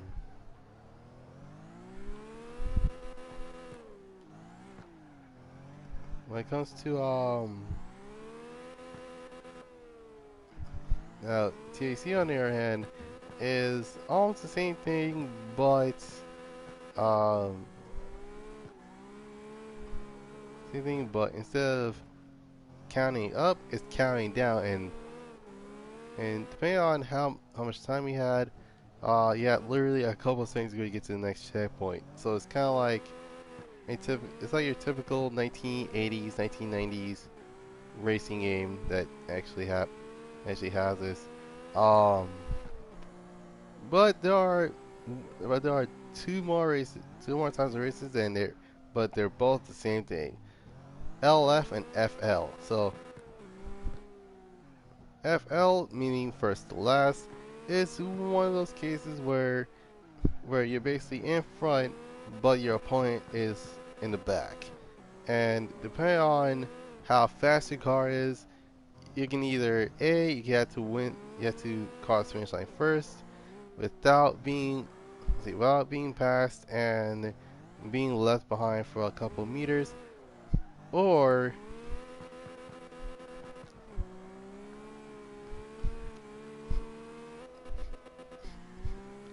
or you can actually left last place behind. Um, Now, LF, meaning last to first, is one of the many. Actually, is one of my favorite racing types because one, so most likely first and foremost, it's kind of like first to last, but last to first is last to first gives you a chance to actually catch up to the opponent, um, without all the hassle, and not to mention, um,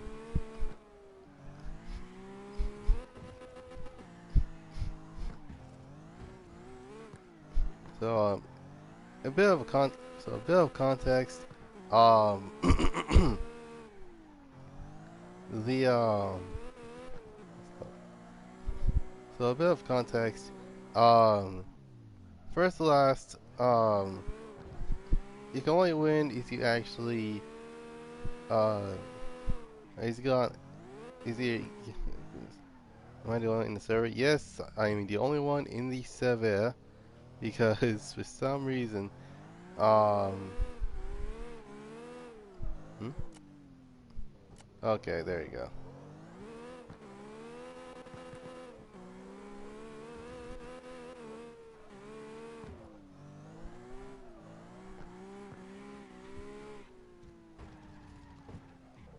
Oh, great. I'm in the chaser. Okay. Here's where we won. I'm going. I'm just using European cards for today.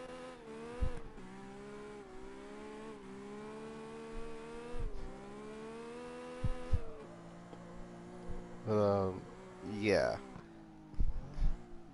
So in terms of um,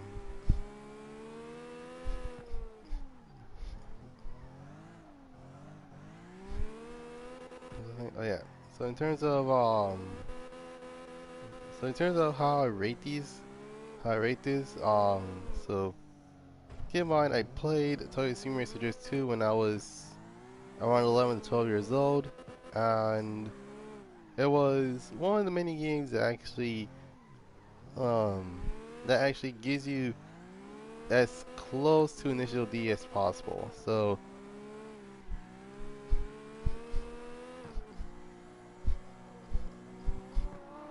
I'll snap. My bad, dude. Sorry about that. Anyways,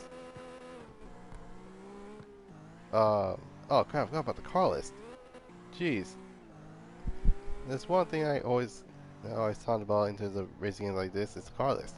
The car list, even though it's full of Japanese and some European cars, uh, they're pretty diverse for a 2007 game.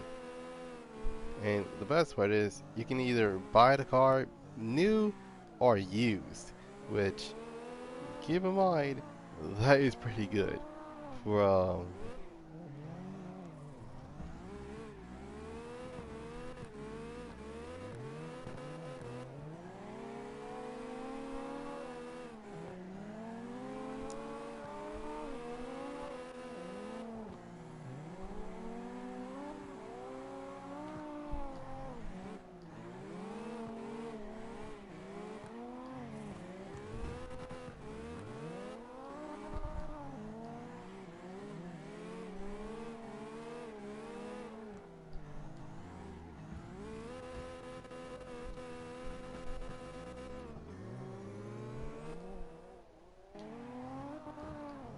this.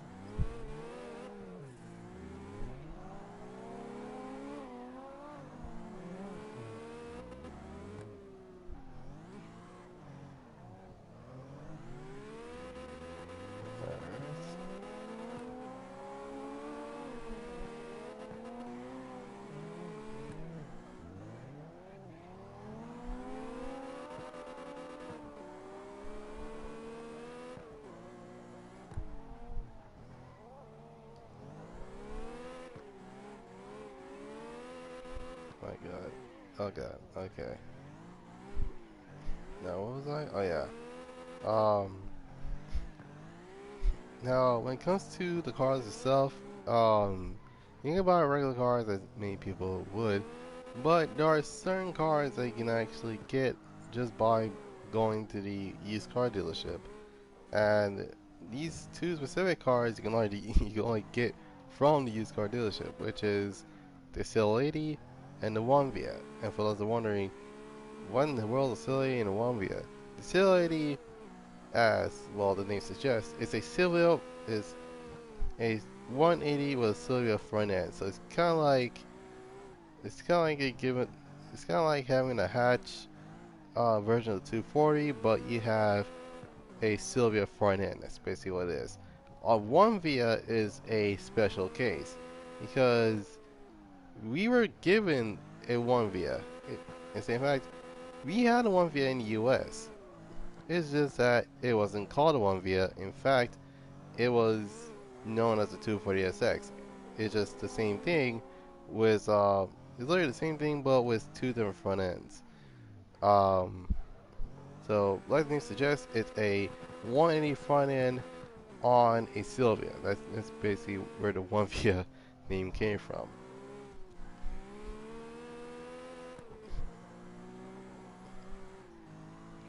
So I'm gonna be rating so I am going to be rating these rating these categories. So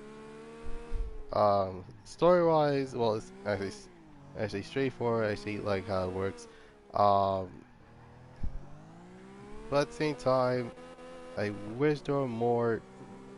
Wish there were more. I know that they give us backgrounds, but still, like like how Toy Streamers Zero did it with their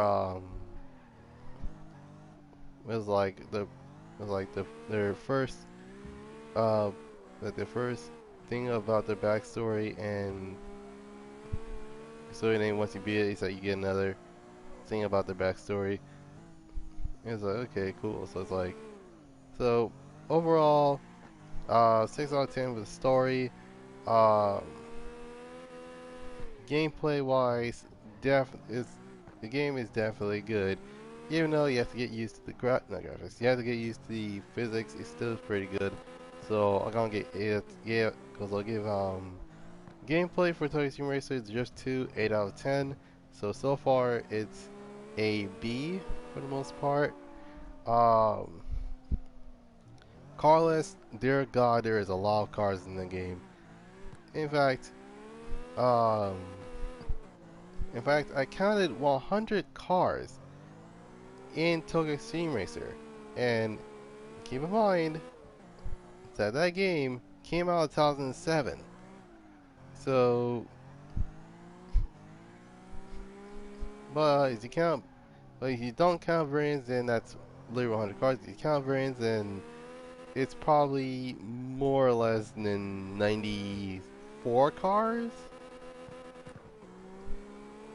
if I remember correctly. So, overall, I gotta get that mess an for S for stupid amount of cars in a PS2 game. Oh god. Okay.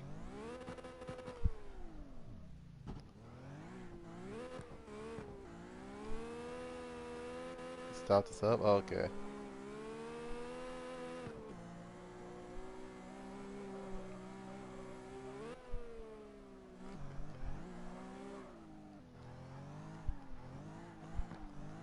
You know what I'm saying? Oh yeah.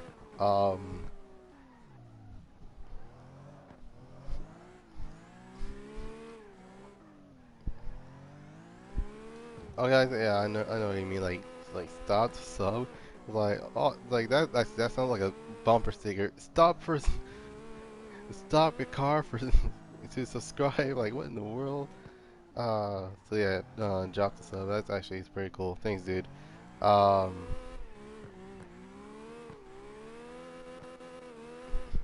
so basically, wait, no, not S. So for the most part, it's a so for the most well, blah, can I speak today? For the most part, trying to get this super. I just started 2 days ago. Have you? I see. I do have one idea what you can do. Um, is you have if you look at what I've done so far. Sweet. Is you have seen that race I did in the top in terms of time attack, then you will know about the trick of getting the links, getting West Coast Arena, and then do the time trial over and over again until you reach like you end up getting more than $1 million, more than $1 million um in like a couple of minutes.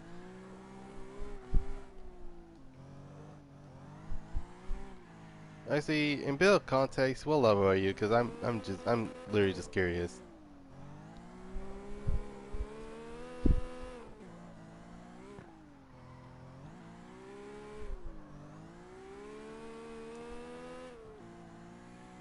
Wait, actually, which super are you trying to get? Because there are two supers now since yeah, level 15. Oh, okay. So all you do is all you do is buy links. Make sure you buy the racing upgrade. Oh, the old one. Okay, so level 15, try to get the Mark 4 Supra. Okay, so um, what you can do is if you have a couple, I say not a couple, if you have at least 200 grand lying around, buy links, buy. Oh yeah, no, actually, I think over. I know like not. Here's the thing, I'm not trying to get you to spend money on any vehicles, but I recommend getting the links. Get the What? Amen. You're sure able to buy the Supra thing? Oh my god. Well, I have 8 million. I was like, well, you should have enough money to buy the Supra, but wait. Oh crap! Not, I literally just saw by it. I forgot the Supra is locked through what's that called? Ay ay ay. Hold on. Let me see how. Oh god, dang it, my phone is dead. Nah. Trying to look up how. Trying to look up on what level they have to be in order to actually get the car. But you should be able to get the car with that amount of money.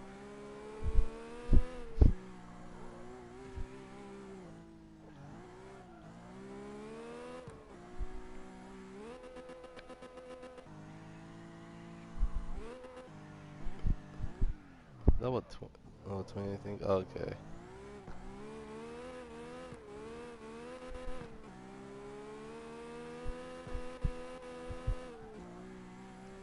Hmm.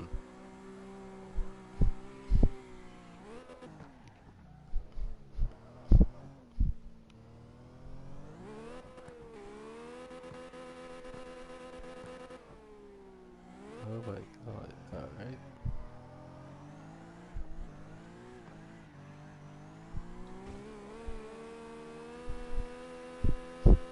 Like, not gonna lie, I don't see most people drifting this car at all. In fact, the only time I see people drift this car is that they're rocking the New Most Wanted livery, which, although it looks pretty cool on concept, um, the execution on the end is one of those cases where I'm actually questioning, like, what are you doing? It's like, I'm making the most wanted M3. It's like, you sure you're making the M3 or are you making the Skyline? Jeez, dude. Well, yeah, not gonna lie, that is a clean chaser. Chaser? Chaser! My goodness. Okay, I think one more lap. I think. Okay, so I do believe one more lap. Oh my god! We're good.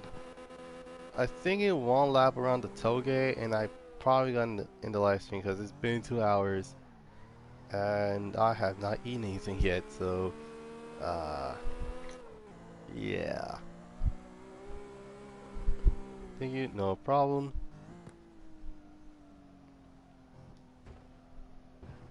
Oh god. All right.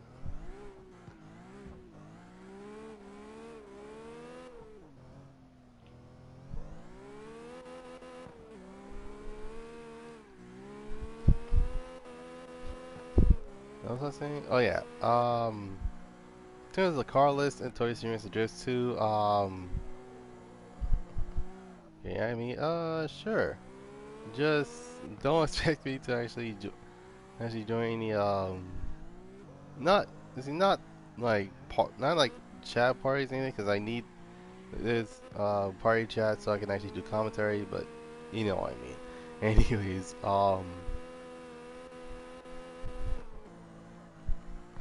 so oh my goodness, I keep on going off topic and not off topic. Um,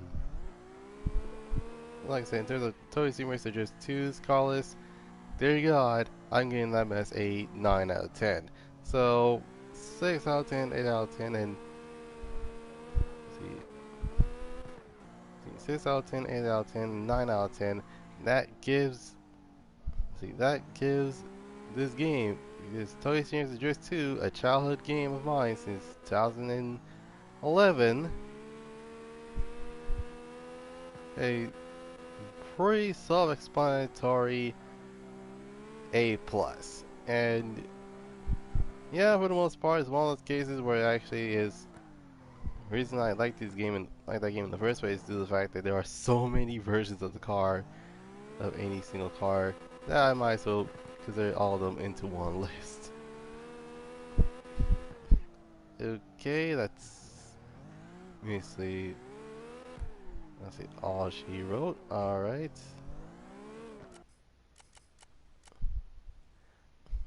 Okay. This. Ugh.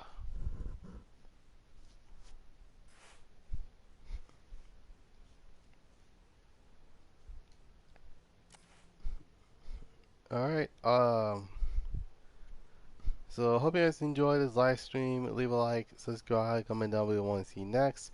You can follow me on Instagram at Goddrifter247sun Productions. You can follow me on Twitter at GD247s. You can check out my Discord at Goddrifter247sun Productions Garage Museum. And last but certainly not least, you can check out my Twitch at GD247s in case that my YouTube doesn't work. So literally later today, I'm gonna be streaming Gran Turismo Sport. So yeah, that's basically about it. Hope you guys have a dope Monday. This is God to sign off, and I'll see you guys next time. Peace.